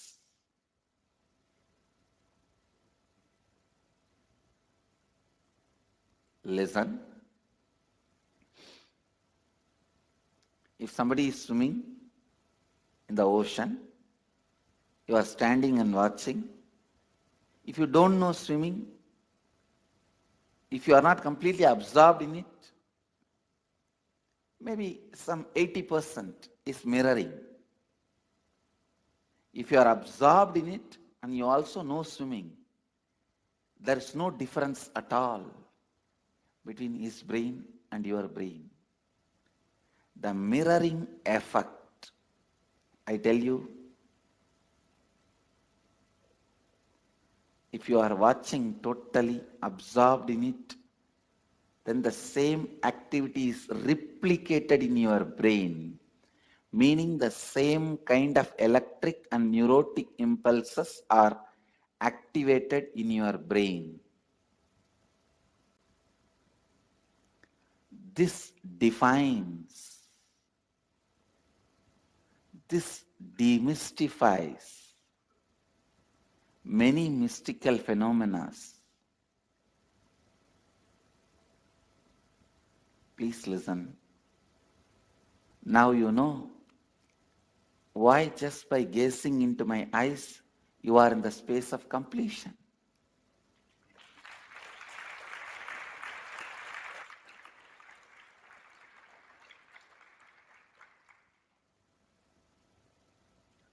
Why just looking at me, you are in the space of completion.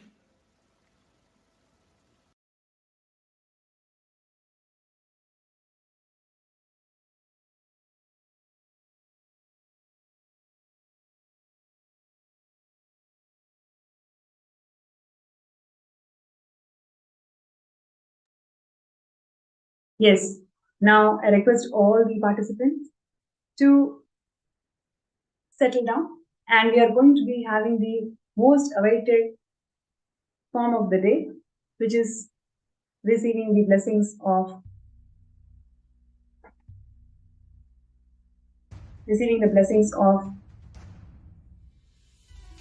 Swamiji, who is going to manifest as Mahasadashiva.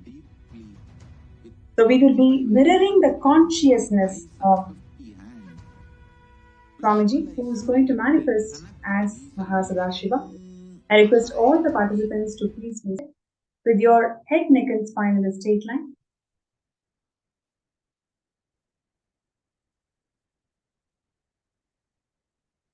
Please close your eyes.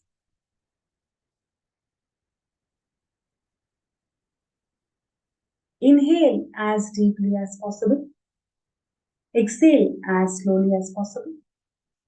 Now, in the space of gratitude, let us connect with Swamiji intensely for showering us this wealth, this ocean of knowledge, this ocean of truth to liberate us from Janmas of Karma.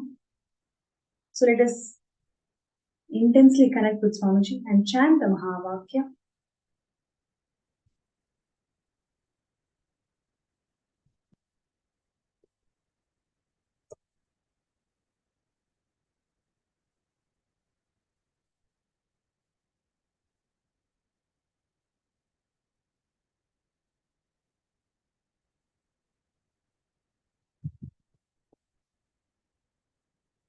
Om Nityananda Paramashivoham. Om Nityananda Paramashivoham. Om Nityananda Paramashivoham.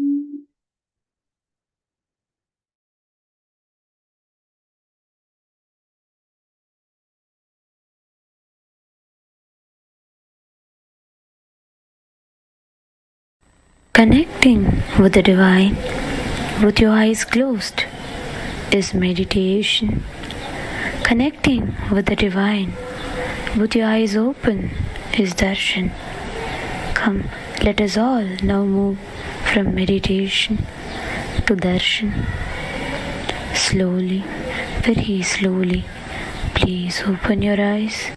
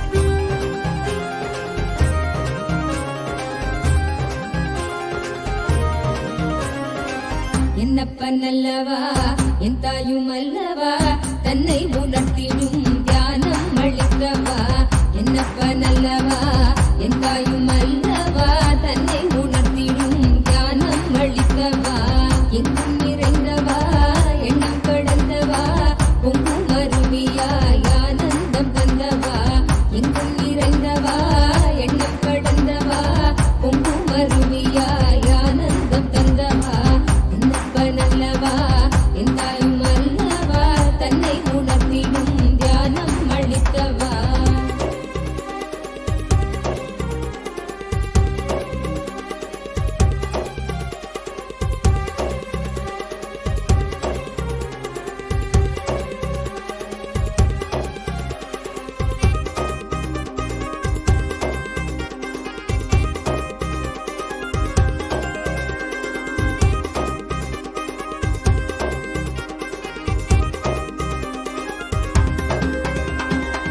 ஏழாம் உடல்கள் தாண்டி நித்திய வாழ்வும் கண்டிட கேடான காலில் தன்னை வென்று நீலை நின்றிட ஏழாம் உடல்கள் தாண்டி நித்திய வாழ்வும் கண்டிட கேடான காலம் தன்னை வென்று நீலை நின்றிட சீரான பாவம் கழி நீங்கி பெரும் வாழ்வினை கொண்டாட நித்யானந்த ஸ்புரணம் தன்னை நிறவா சீரான பாவம் கழி நீங்கி பெரும் வாழ்வினை கொண்டாட நித்யானந்த ஸ்புரணம் தன்னை நிறவா என்னப்பனல்லவா என் தாயும் அல்லவா தன்னை உணர்த்திடும் தியானம் அளித்தவா என்னப்பனல்லவா என் தாயும் அல்லவா தன்னை உணர்த்திடும் தியானம் அளித்தவா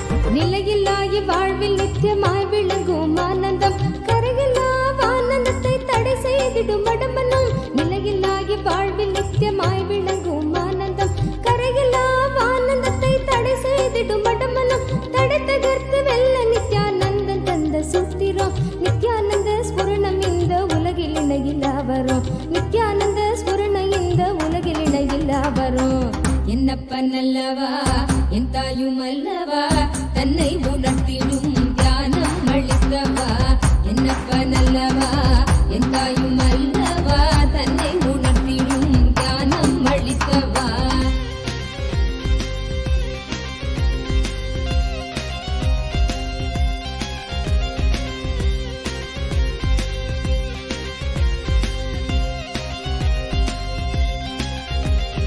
ஆழியாய் விருந்து நிற்கும் கர்மநிலை சஞ்சிதம் ஆழியாய் விருந்து நிற்கும் கர்மநிலை சஞ்சிதம் வாழும் ஜென்மத்தோடு கொண்டு வந்த பிராரப்தமா சேருகின்ற ஆசைகளால் கூடிடும் ஆகாமியம் சேருகின்ற ஆசைகளால் கூடிடும் ஆகாமியம் வீழும் மூன்று கர்மம் நித்யானந்தன் வழி சென்றிட வீழும் மூன்று கர்மம் நித்யானந்தன் வழி சென்றிட என்னப்பனல்லவா என் தாயுமல்லவா தன்னை உணர்த்திடும் தியானம் அளித்தவா என்னப்பனல்லவா என் தாயுமல்லவா தன்னை உணர்த்திடும் தியானம் அளித்தவா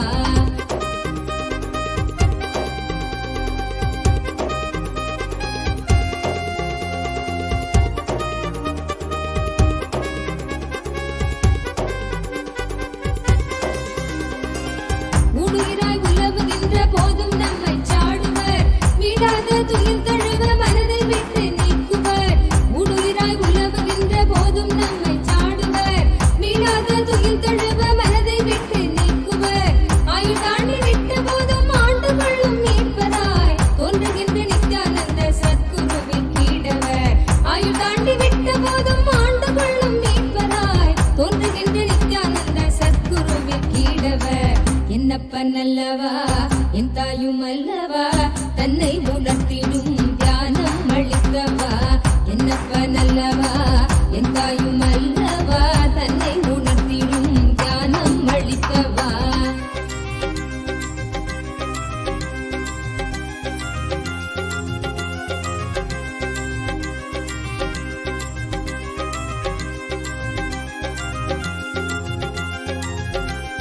தந்தை தாயுமான போதும் திட்டமிட்ட சொந்தம்தான் கொண்ட வந்த மக்கள் யாவும் தீர்வில்லாத நோய்களாம் தந்தை தாயுமான போதும் திட்டமிட்ட சொந்தம்தான் கொண்ட வந்த மக்கள் யாவும் தீர்வில்லாத நோய்களாம் ஈடுகாட்டில் இட்ட பின்பும் முக்தி தந்து ஏற்றிடும் ஈடிணை இல்லாத ஒரே சொந்தம் குரு நித்யனாம் ஈடிணை இல்லாத ஒரே சொந்தம் குரு நித்யனாம் என்னப்பனல்லவா என் தாயுமல்லவா தன்னை உணர்த்திடும் தியானம் அளித்தவா என்னப்பனல்லவா என் தாயுமல்லவா தன்னை உணர்த்திடும் தியானம் அளித்தவா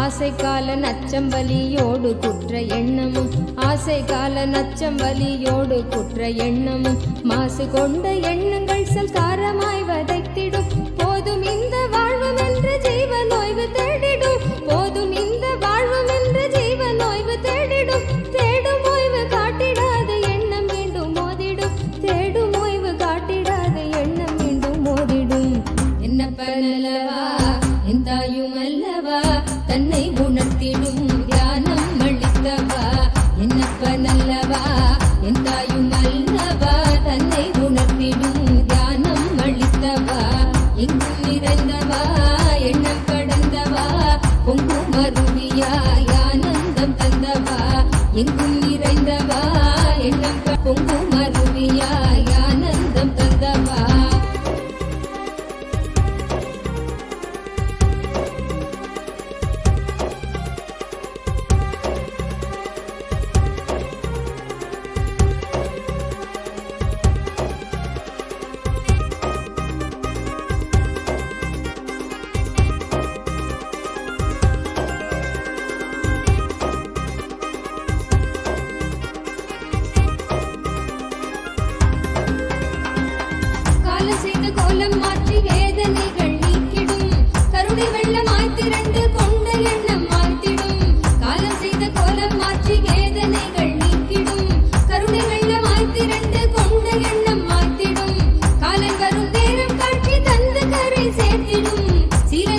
தந்த நித்யானந்த ஸ்புரண சூத்திரம் காலம் வரும் நேரம் காட்சி தந்து கரை சேர்த்திடும் சீலனித்தின் தந்த நித்யானந்த ஸ்புரண சூத்திரம் என்னப்பனல்லவா எந்தாயும் அல்லவா தன்னை உணர்த்திடும் தியானம் அளித்தவா என்னப்பனல்லவா எந்தாயும் அல்லவா தன்னை உணர்த்திடும் தியானம் அளித்தவா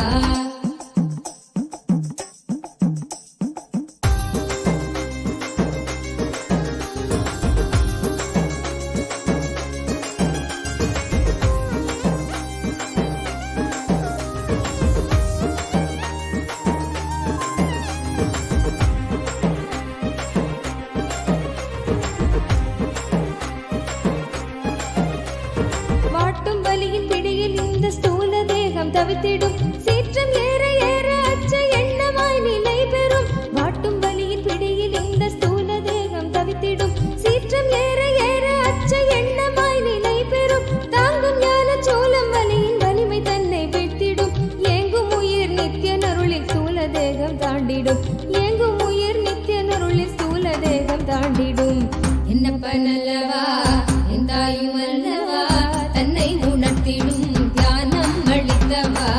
என்னப்பனல்லவா எந்தாயும் அல்லவா தன்னை உணர்த்திடும் ஞானம் அளித்தவா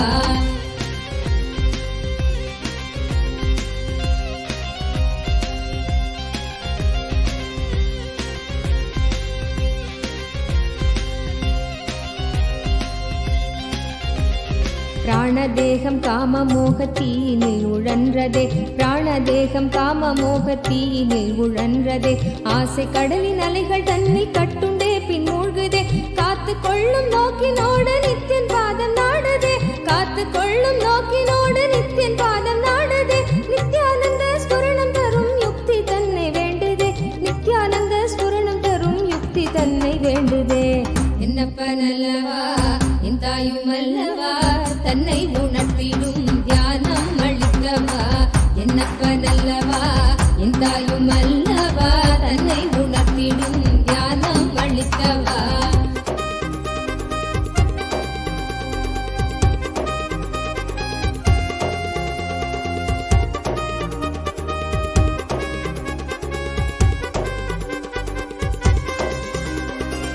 கொண்ட ஆசை மோகம் யாவும் எண்ணமாக வாழ்ந்திடும் உள்ளே உள்ளி நாளெடுக்கும் நித்தியன் சொன்ன சூத்திரம் கொண்ட ஆசை மோகம் யாவும் எண்ணமாக வாழ்ந்திடும் உள்ளே உள்ளி நாளெடுக்கும் நித்தியன் சொன்ன சூத்திரம் வெள்ளி தமிழ் பேசும் தெய்வ ரூபம் கொண்ட நித்தியனும் சொன்ன மாத்திரத்தில் பிராண தேகம் கரை சேர்ந்ததே வெள்ளி தமிழ் பேசும் தெய்வ ரூபம் கொண்ட நித்தியனும் சொன்ன மாத்திரத்தில் பிராண தேகம் கரை சேர்ந்ததே என்னப்பனல்லவா எந்தாயும் அல்லவா தன்னை உணர்த்திடும் தியானம் அளித்தவா என்னப்பனல்லவா எந்தாயும் அல்லவா தன்னை உணர்த்திடும் தியானம் அளித்தவா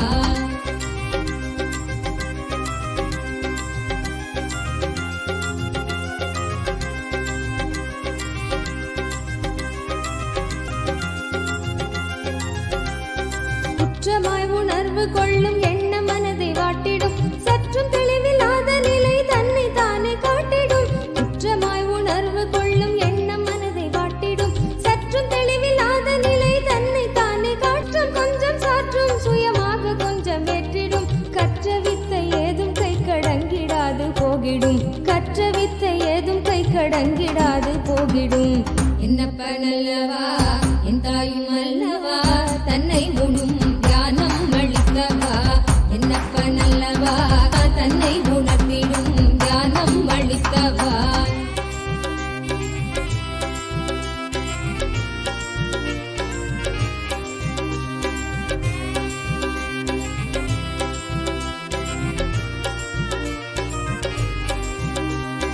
தவறுணர்ந்து ஸ்படிகமாக மனம் தெளிந்த பெருநிலை தவறுணர்ந்து ஸ்படிகமாக மனம் தெளிந்த பெருநிலை குறை களைந்து நிலை உயர்ந்து சிகரம் வெட்டும் ஓர் நிலை சுமை குறைந்து மனசரீரம் கடந்து செல்லும் சீர்நிலை சுமை குறைந்து மனசரீரம் கடந்து செல்லும் சீர்நிலை தயபுரிந்து விமல நித்தியன் அருளுகின்ற மேல்நிலை தயபுரிந்து விமல நித்தியன் அருளுகின்ற மேல்நிலை என்னப்பனல்லவா என் தாயும் தாயுமல்லவா தன்னை உணர்த்திடும் தியானம் அளித்தவா என்னப்பனல்லவா தாயுமல்லவா தன்னை உணர்த்திடும் தியானம் அளித்தவா எங்கும் நிறைந்தவா எண்ணம் கடந்தவா பொங்கும் அருவியாய் ஆனந்தம் தந்தவா எங்கும் நிறைந்தவா எண்ணம் கடந்தவா பொங்கும் அருவியாய் ஆனந்தம் தந்தவா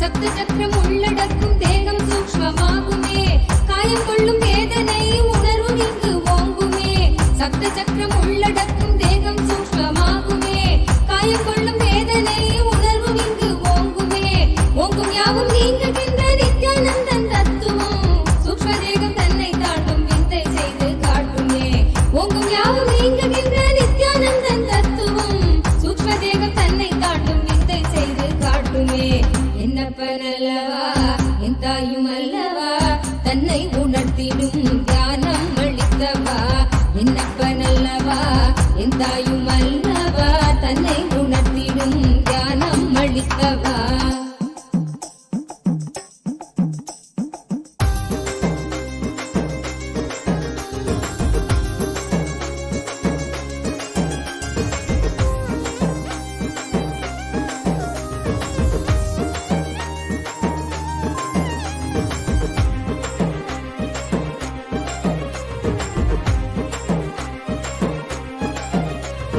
ஆழ்ந்த நித்திரைக்குள் காணும் காரண சரீரமும் சூழும் சொப்பனத்தை மெய்யென்றெண்ணியே தவித்திடும் ஆழ்ந்த நித்திரைக்குள் காணும் காரண சரீரமும் சூழும் சொப்பனத்தை மெய்யென்றெண்ணியே தவித்திடும் மீளுகின்ற சூத்திரம் அருள் செய்யும் நித்யானந்தனால் காரண சரீரம் தன்னை பூர்ணமாய் கடக்கிறோம் காரண சரீரம் தன்னை பூர்ணமாய் கடக்கிறோம் என்னப்பனல்லவா என் தாயுமல்லவா தன்னை உணர்த்திடும் தியானம் அளித்தவா என்னப்பனல்லவா என் தாயுமல்லவா தன்னை உணர்த்திடும் தியானம் அளித்தவா